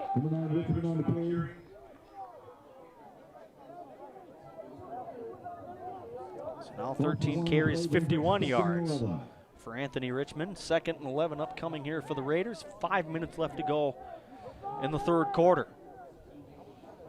Raiders looking to make a huge statement here today if they can make an upset out of the Wildcats here today. That will move them to 500 on the year. That will move them to 3-3. And that will upset a Wildcat team that averages 50 points a game. So here is Kroll, 2 wide receivers split each top and bottom. Here's Kroll. Looks over the center, he throws. That ball tipped up into the air and picked. That ball picked at the 25 by number 20, Trevion Wells. And that was a throw that just was off the hands. Jacob Moe not happy with himself.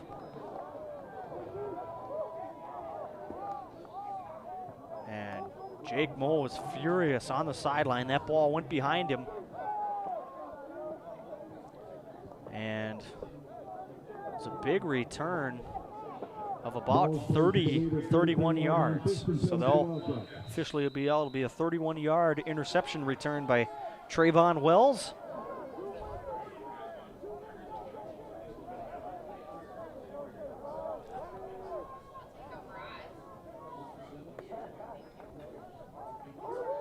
So here's Buell taking it on the QB keeper. He's going to get to the 40.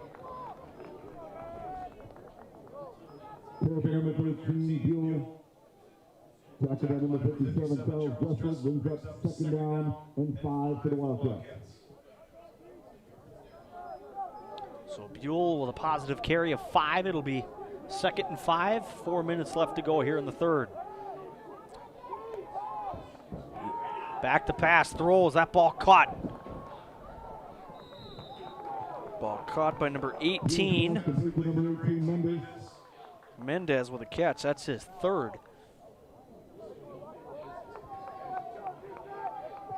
Ball spot at the 30-yard line, 1st and 10 for NDSCS.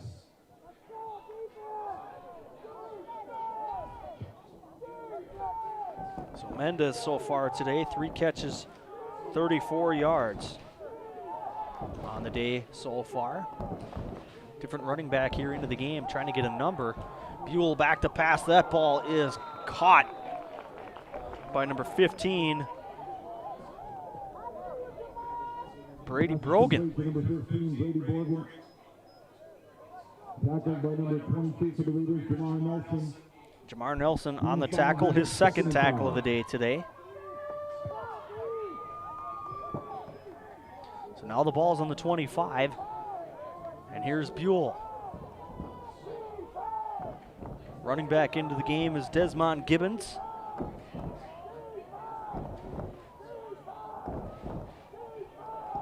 Excuse me, that's Ronald Todd III. Here's the throw, that ball incomplete.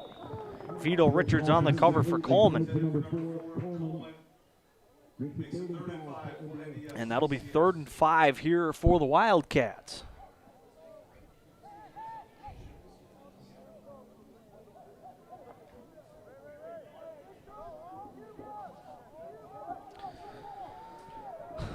So the Wildcats here with it 3rd and 5 on the Raider 25-yard line. Todd in the backfield here for the Wildcats. Can't imagine they would run the ball here. They won't. Buell back to pass. Here's the throw, caught. And that's a very, very smart catch there by Brogan. Brogan there with a great grab with the catch, and he sat right down to make sure that he was able to hold on to the football and not jeopardize a potential fumble. So now the Wildcats at the 19.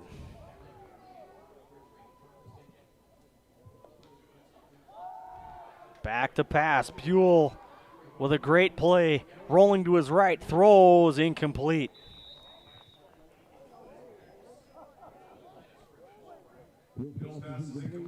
So that ball will go down incomplete. 2nd down. Some of the fans looked like they wanted intentional grounding. They weren't going to get it.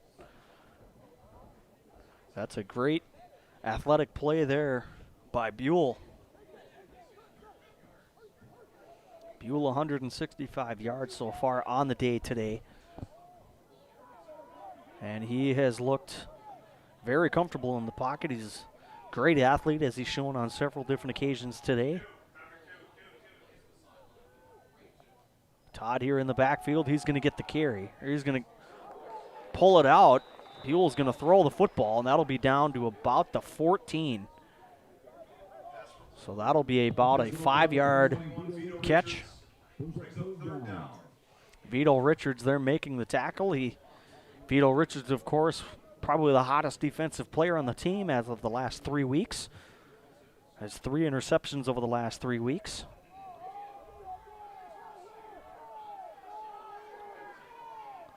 Vito Richards, of course, with a 60-yard pick six 2 weeks ago. And Buell here back with Todd again. Buell back to pass. Looks over the center of the field. He's hit as he throws, and that ball will fall incomplete. 4th down and 10 upcoming for the Wildcats.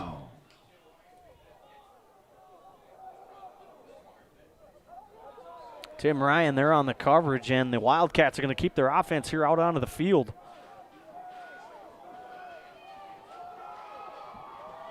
Raiders wanting fans to get pretty loud here. Under 2 minutes in the third, 4th and 10. And here's going to be the kick.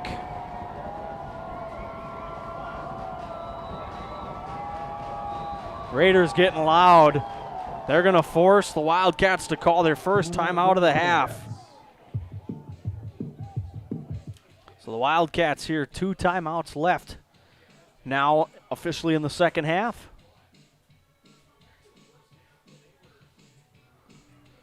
And it looked like the Wildcats were going to be off to a pretty hot start this afternoon. First play of the game goes for a 30-yard touchdown strike. And up until that point, as it reads on your scoreboard, they've been silent. And this field goal will be from, if they do decide to keep the field goal unit out onto the field here, it'd be a 32-yard field goal from this spot to try to bring the Wildcats within 2. And they will attempt the field goal.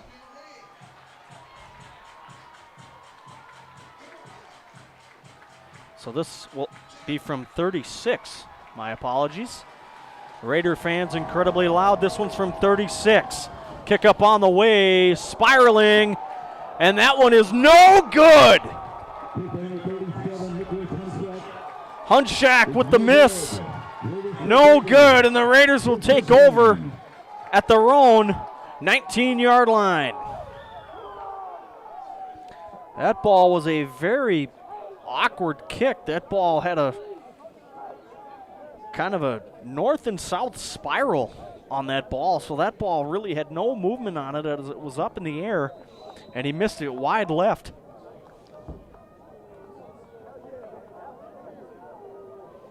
So the miss from 36.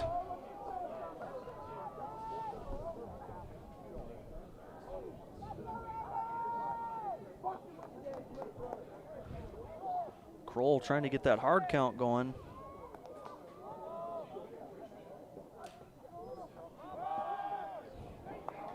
There's the handoff. And Richmond's going to get hit for a loss. That'll be a loss of about 3 there for Anthony Richmond.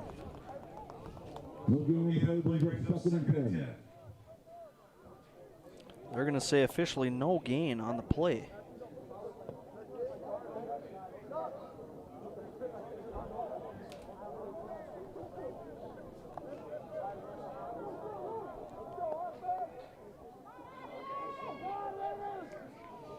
So here's Kroll. 2nd and 10. Kroll back to pass, throws, that ball caught. Foster trying to make a man miss at about the 21. Morrow with the tackle there. Great tackle on Foster. Foster again, 6 foot 220 out of Mora, Minnesota. So it'll be 3rd and 8.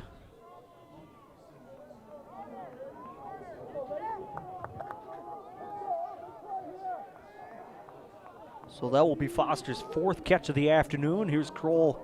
He's got Darrell Bell here back in the pistol set. 3 wide receivers to the top of the screen, 1 to the bottom. Kroll pumps, throws deep. That ball overthrown. So that pass intended for Jones. That ball will fall incomplete. 18 seconds left here in the 3rd quarter.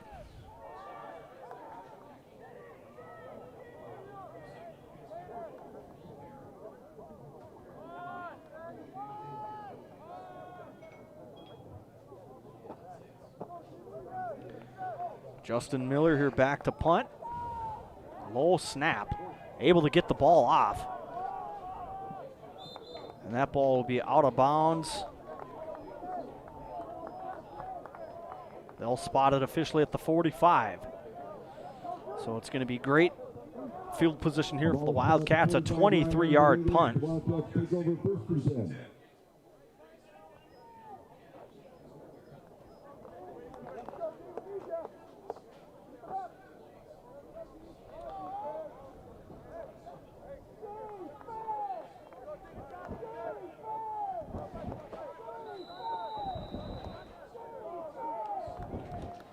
So here are the Raiders back on defense again, looking to make another big stand as we near the end of the third quarter.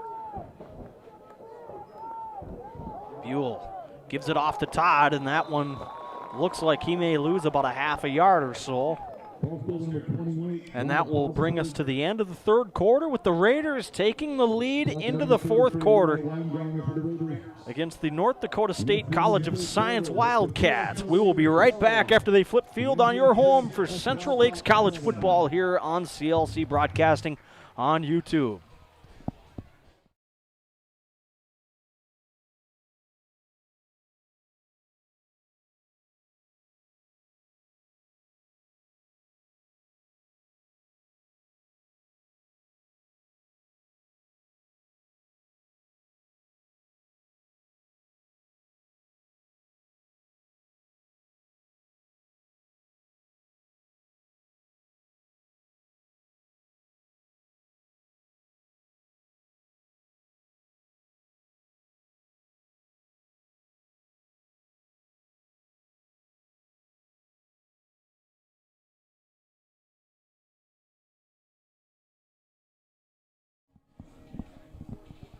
So here we are back again, starting the fourth quarter as the Wildcats try to stay unbeaten here as they trail by 5, 12-7. Buell back to pass. He's sacked behind the line of scrimmage. Big time play there from the Raider defense. They're going to grab their fourth sack of the afternoon.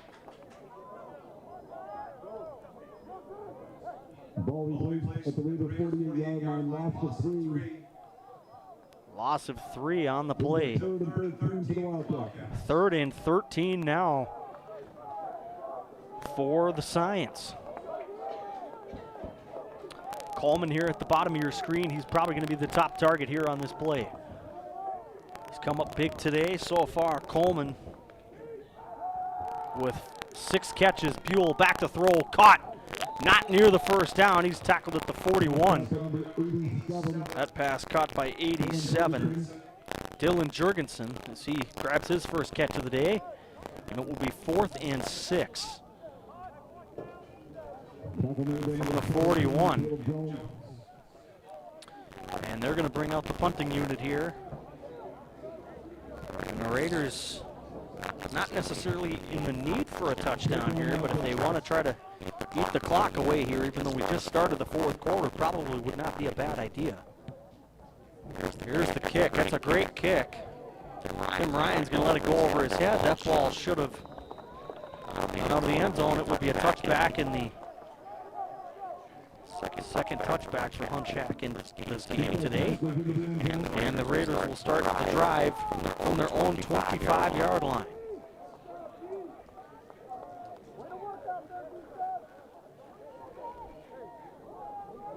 We've got 13-34 to go. As the Raiders start on their own 20. Apologies, the scoreboard said 25.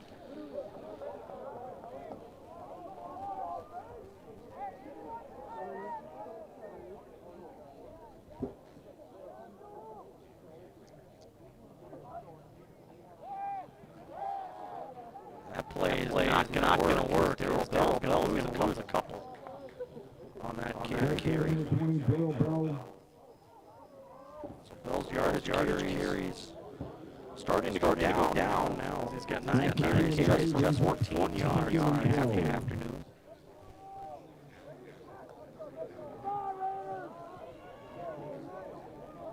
And it's been kind of a tough day run so far today for Daryl Bell. Looks to throw that ball. Drop. Caleb Jones. There was a flag on the play. That flag sits right around the 20-yard line, so I would imagine this is probably going to come back. And it will be offsides on the Wildcats, so that'll be a plus there for the Raiders. So they'll move the ball up 5, and it will be 2nd and 7 for the Raiders.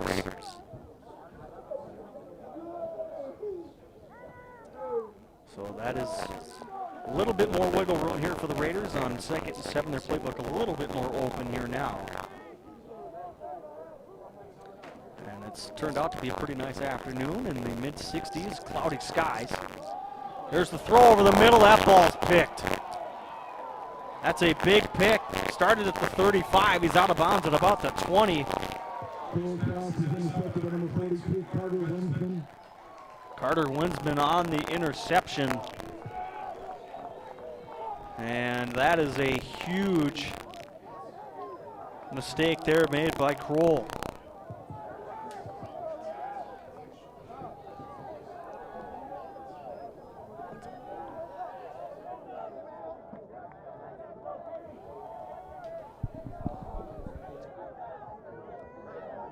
Winsman takes the ball down to the 18-yard line of the Raiders. Wildcats take over 1st and 10.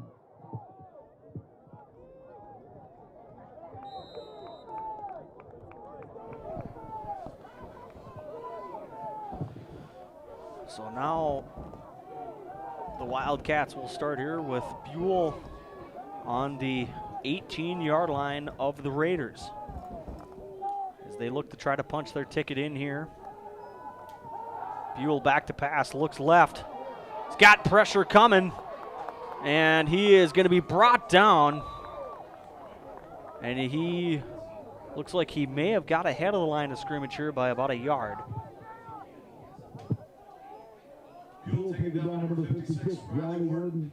Riley Warden making the tackle there for Central Lakes. First time we've called his name today. And it will be a 1-yard gain there for Buell.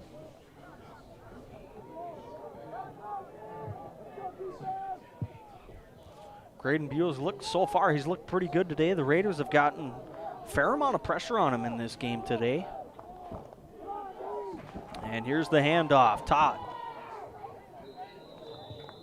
Buell with the keeper up to about the 14, so they'll give him about a 4-yard gain. And it's going to be 3rd and 5. 3rd and 5, Raiders fans trying to get loud if they can. Banging on the bleachers, trying to do whatever they can here.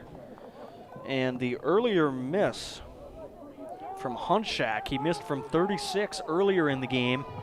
Do they send him out again here if they don't get in the yards? We'll see. Here's the pass. Buell looks over the center of the field. Now he rolls left. 1st down for the Wildcats. He's down all the way to about the 5. And that'll be about a 9-yard gain for Buell. So that was a great play there by Graydon Buell. Able to scramble and make what would have been a negative play a positive play.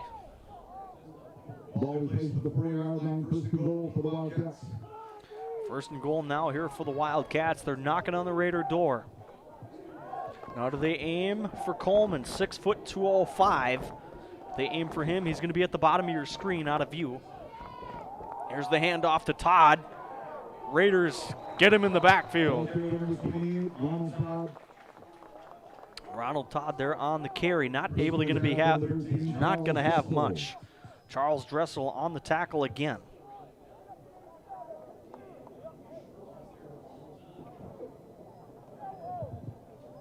And maybe a short loss there for Todd. I would imagine he lost at least a yard on that play, not too much more than that.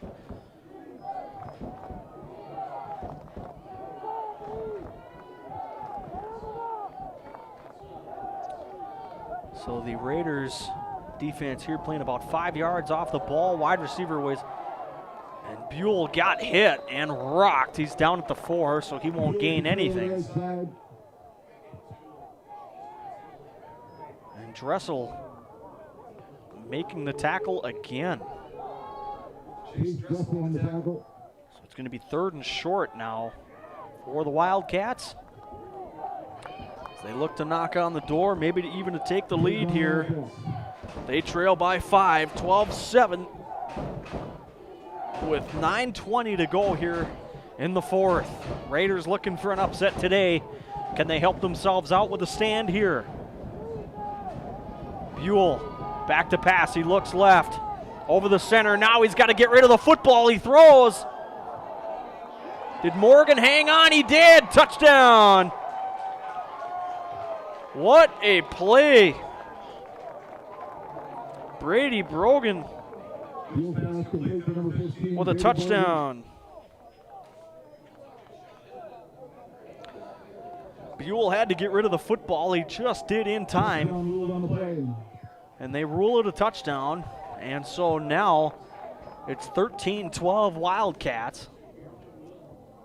And they're going to go for 2 to try to make this a 3-point game.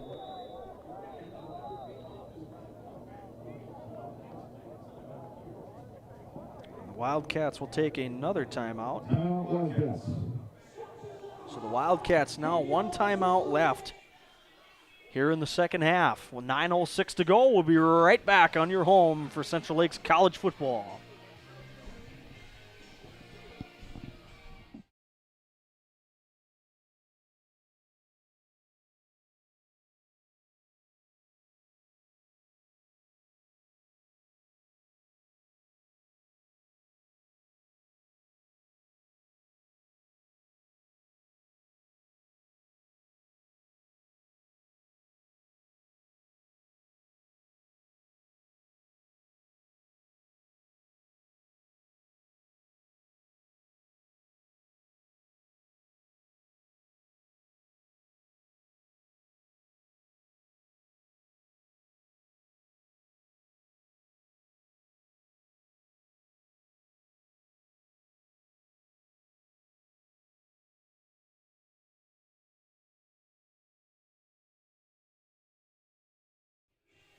This has got Ronald Todd in the backfield in the pistol formation.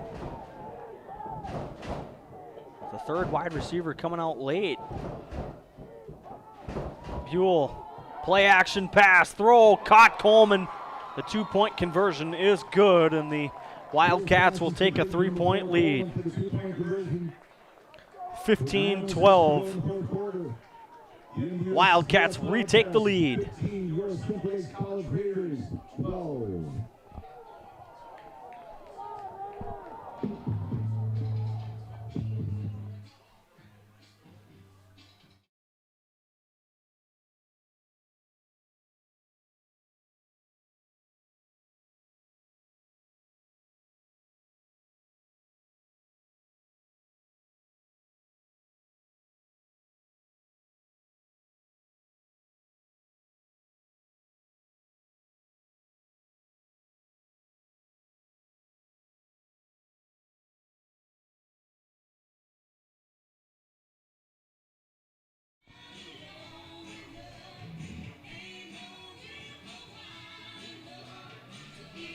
So the Wildcats here with a 3-point lead with 9:06 left here in the 4th. Wildcats looking to move to 6-0. Raiders with a win here today, looking to move to 3-3.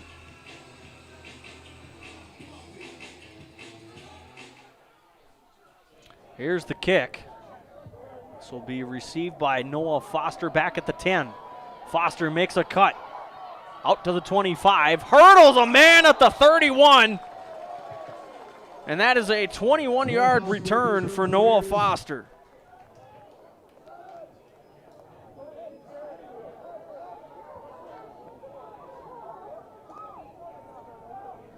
So Noah Foster showing off his athleticism right there. So the Raiders will start at their own 32. As Kroll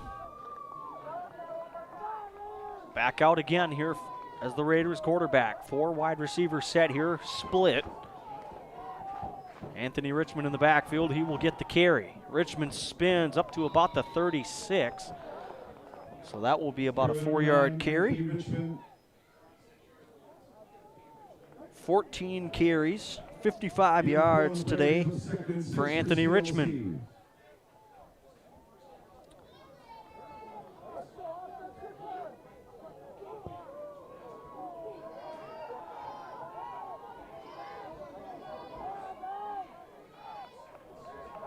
So here's Kroll in the pistol set. Kroll with a handoff again here to Richmond. Richmond not able to gain much. May have gotten back to the line of scrimmage. It certainly looked like he did.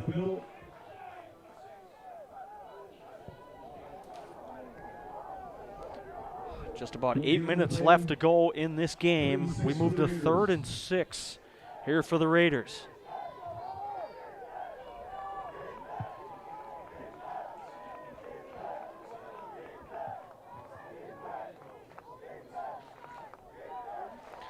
Here is the Raiders. We got Tucker Schultz to the bottom of your screen. Caleb Jones in there as well. Foster's out there. And here come the Wildcats on the blitz. Here's the throw to Schultz, overthrown. He stared right at Tucker Schultz right away, and the Raiders will punt.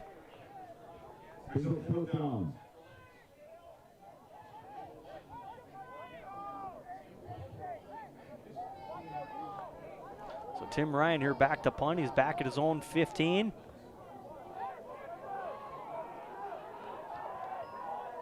High snap. Ryan able to get the ball away, and he shanked it. And the Wildcats will take over at about their own 47 and a 17-yard punt for the Raiders. 7:28 to play. We'll be right back here in just a moment. So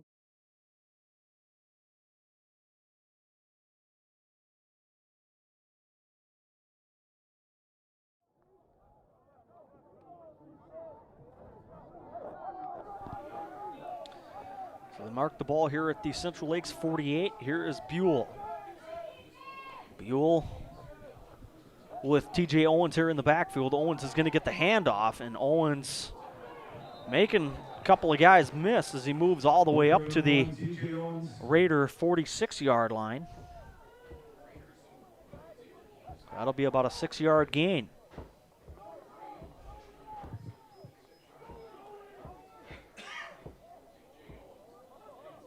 Brings up 2nd and 5. So TJ Owens now 6 carries, 5 yards for him on the afternoon by my numbers. And Buell here with it again. He's got TJ Owens. He's got Coleman to the bottom of your screen. Here's Owens looking to make some moves, and it looks like he's got enough for a first down. Owens with the carry over the left side. And he's going to be just shy. It's going to be 3rd and inches. Be about 3rd and a yard, it looks like. So they'll give him 4. So now Owens up to 9 yards rushing on the day on 7 carries. And the Raiders defense looking to get loud here. 3rd and 1, approaching 6 minutes to play here in the 4th.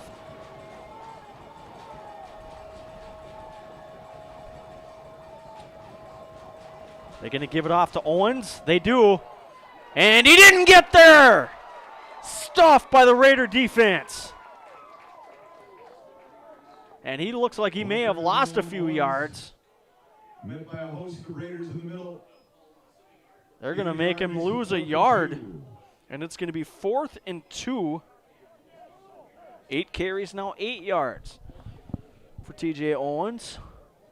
As we're under 5:40 to go. And the Wildcats are going to keep their offense here out onto the field. 4th and short.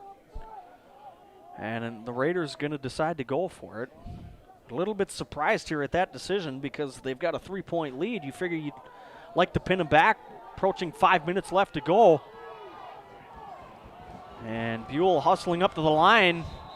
And we got a flag on the play, and it's going to be against North Dakota, it appears. And it's going to be a false start on North Dakota. That's huge for the Raiders. Now a 4th and 2 turns into a 4th and 7, and that will be a punting situation now for the Wildcats. And maybe they even did that play on purpose just to give their punter a little bit more room. But on a false start, you'd rather let your guys make a delay of game, but there's the punt, nearly just got it blocked. And the catch made. And the Raiders will start their drive at about their own 14. So we got 4:46 to go here, crunch time, as the Raiders looking to make an upset here today. North Dakota State with 15 points. A season low for them at this point, as the Raiders will take over here with a 1st and down, with a 1st and 10 at their own 12. Here's Kroll, give the Rich, and Richmond able to maybe get to close to the 16.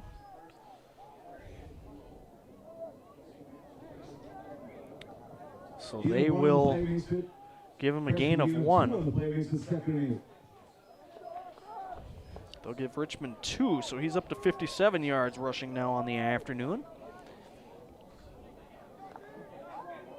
So the Raiders with a 12-7 lead at halftime, now trail 15-12 here with approaching 4 minutes left to go. Kroll, fake pitch, around to Caleb Jones. He's got some room to run. Jones all the way down to about the 30. About a 15-yard gain. So that is a Raider first down. They'll move the clock under 4 minutes. Caleb Jones, his first rush of the game, goes for 15.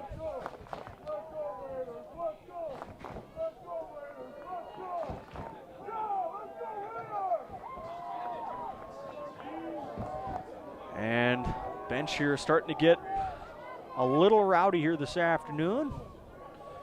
And we approach 3 minutes left to go.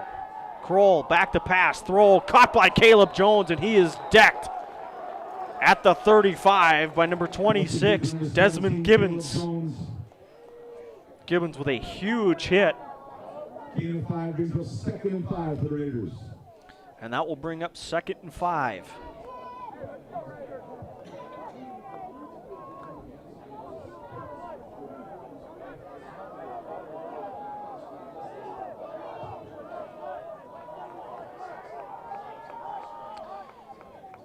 Here's Kroll. The Raiders with all 3 timeouts at their disposal if they want. The Wildcats with 1. Kroll back to pass. Great pocket throw up to Tucker Schultz. Incomplete. Tucker Schultz wants a flag. He's not going to get one. Pass intended for number 3. Tucker Schultz is incomplete. Brings up 3rd and 5 for the Raiders. So that will bring up 3rd and 5 now for the Raiders.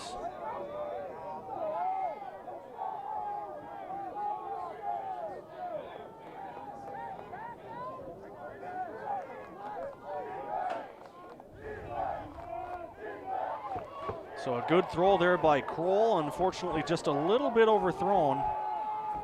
And here's Kroll, he's got Richmond in the backfield. And that ball should have been picked off. That ball knocked away by Ball's back down to number 17, Adam Judecki. Adam Judecki on the knockaway. And that will move it to 4th down here for the Raiders. What do you do here? They're going to go for it, it looks like. Kroll's on the field.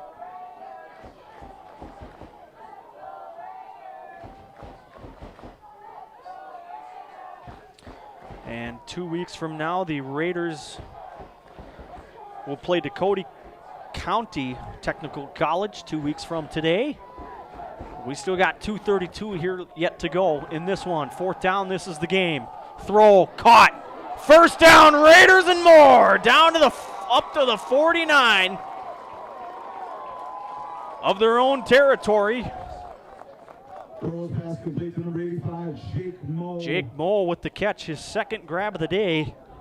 Brings it out to the 49-yard line. That is a huge grab. He caught the ball right at the sticks. And luckily there on a 2nd and 3rd effort, he's able to break away and get some more yardage. And we approach 2 minutes left to go. Raiders again, they've got a full complement of timeouts. They've got all 3 to use. Kroll, handoff, Richmond. Richmond will gain a yard. Richmond can carry up the middle.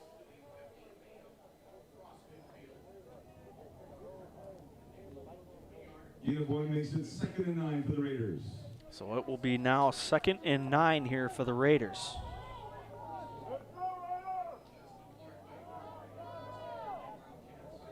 Manny Cruz here coming in at nose tackle here for the Wildcats. 6'3", 285 is Manny Cruz. And so the Raiders may not be running here. Kroll back to pass. Trying to get rid of the football, he throws.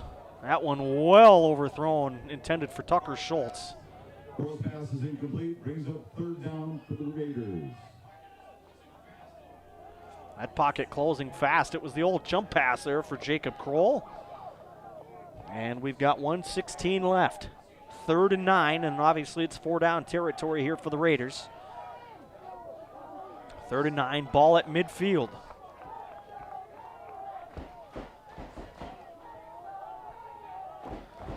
$1:16 left. Raiders trail by 3 on your scoreboard. They had the lead. Ended up surrendering that lead earlier in the quarter. And there's the flag, and it's going to be a false start on the Raiders.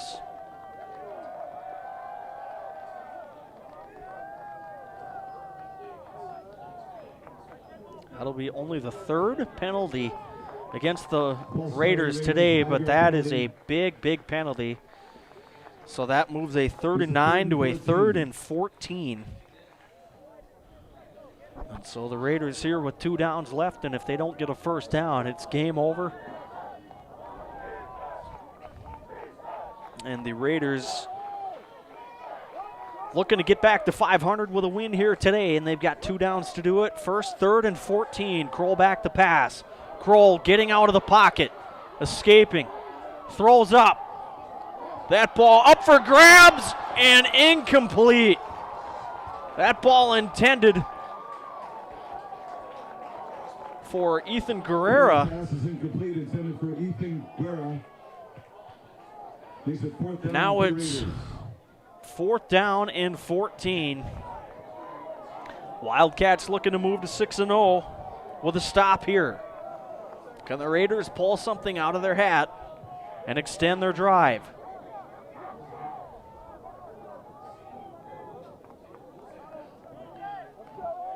This has been a very well-played game, really overall here for the Raiders today, especially on the defensive side of the ball. Only giving up 15 points so far, but they trail by 3. Kroll back to pass. Here's the game, 4th and 14. Kroll back to pass. Throws. This ball up in the air and dropped. Flag out on the play, and this game is not over. This game is going to be extended on a pass interference on the Wildcat defense.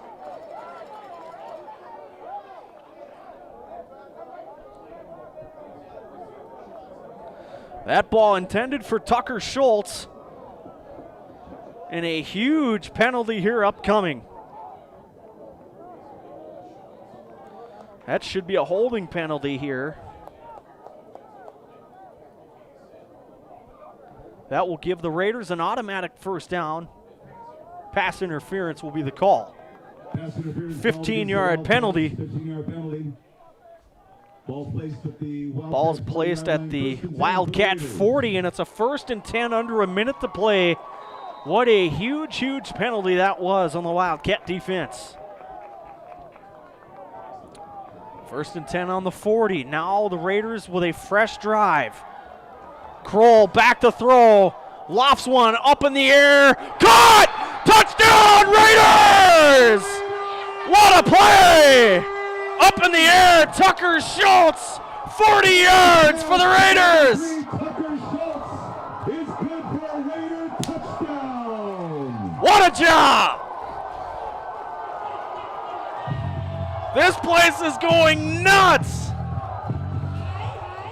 And the Raiders take the lead with 50 seconds remaining, 18-15.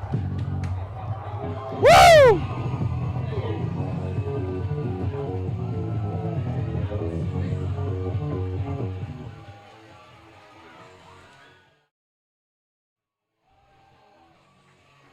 And this is going to be a big extra point. Torres here to kick, and this is huge. Raiders up by 3. They can make it 4 with a made extra point. He missed one earlier in the game. Snap down, kick is up, and the kick is good. It's a 4-point lead for the Raiders. They lead by 4, looking to make the upset now. Raiders with one more defensive stand in this ball game.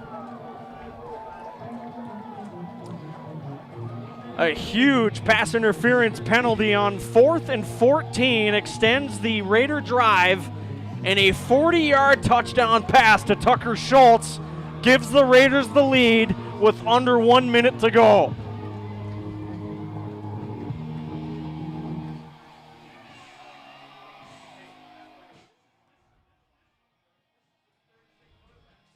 How about this?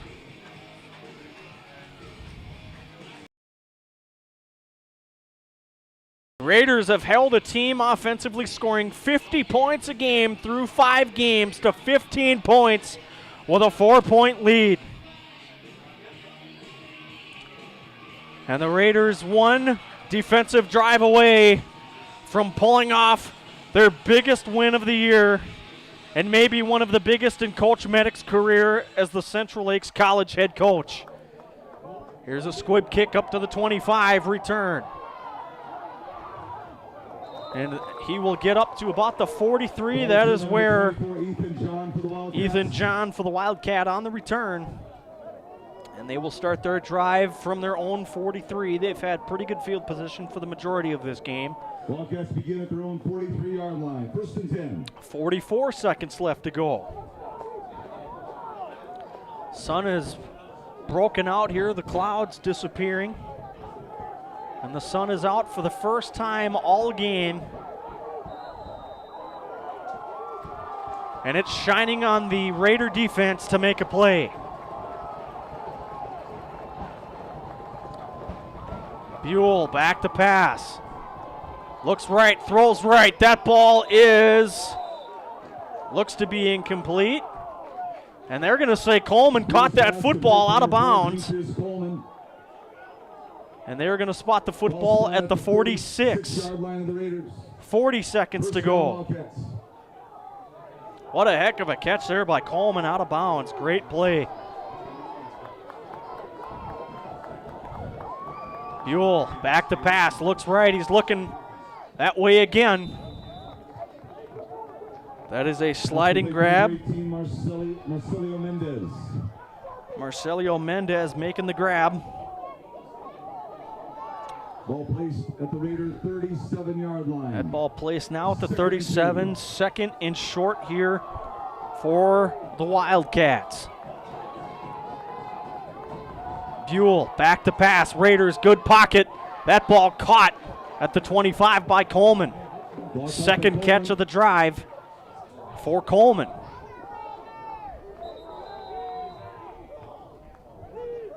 And now we've got an injured Raider on the field here. Timeout on the field. Eli Weingardner.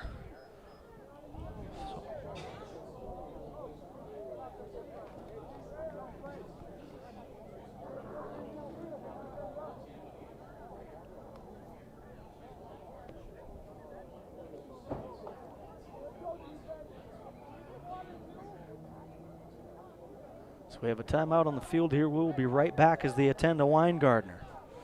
Raider lead 19-15, 31 seconds to go with the Wildcat driving on your home for Central Lakes College football.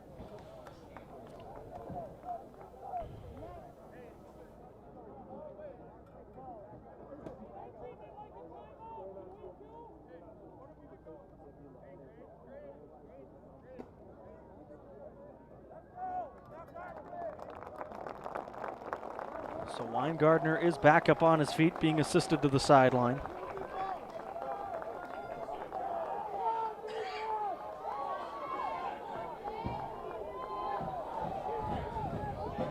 And Weingardner just kind of collapsed there on the field. Maybe looking to stop some Wildcat momentum. But here they go from the Raider 36. 1st and 10, Buell. Back to pass, throw, he's looking for Coleman in the end zone. Nearly intercepted. Buell's pass is incomplete. Brings up 2nd down. That ball nearly picked. That was a great coverage there by the Raider defense. It appeared it was number 25, Reggie Morrow, on the coverage. And here's Buell now, 2nd and 10, 25.8 left.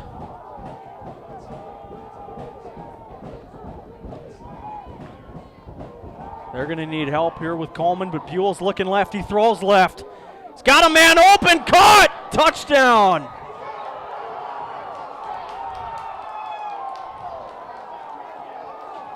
Mendez with the grab in the corner.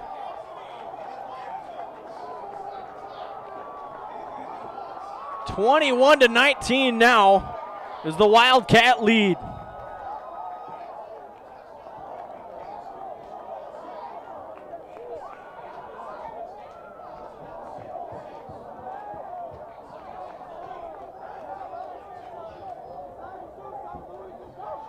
So Science takes the late lead with 19 seconds left.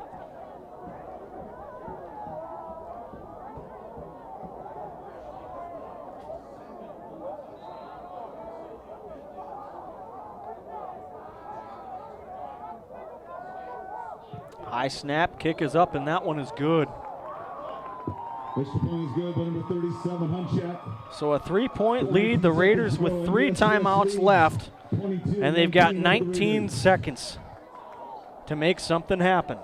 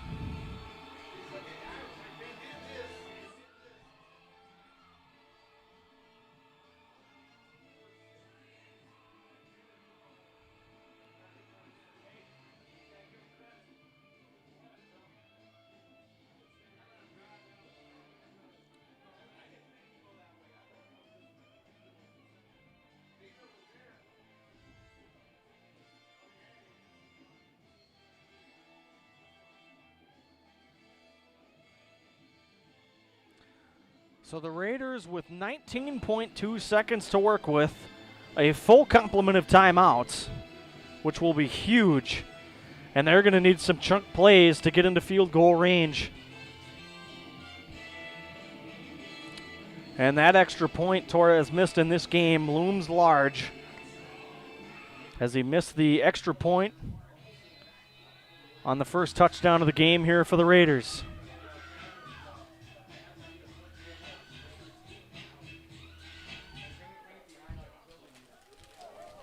Here's the kickoff.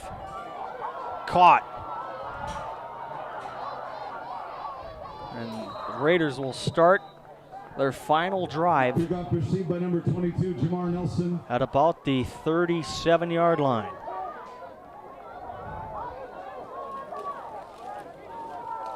So the Raiders with 14.3 left. And the Raiders, again, with a full complement of timeouts.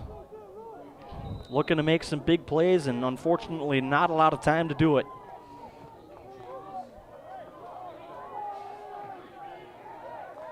We've had 2 lead changes here in the final minute. Here's Kroll. Back to pass. He's got good protection. Lofts that one up. Tucker Schultz. Picked off, and that's going to be it.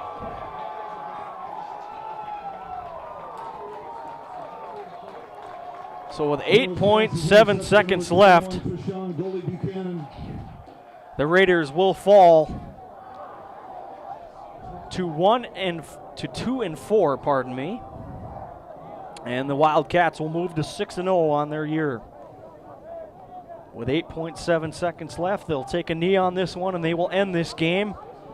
And your final will be 22-19.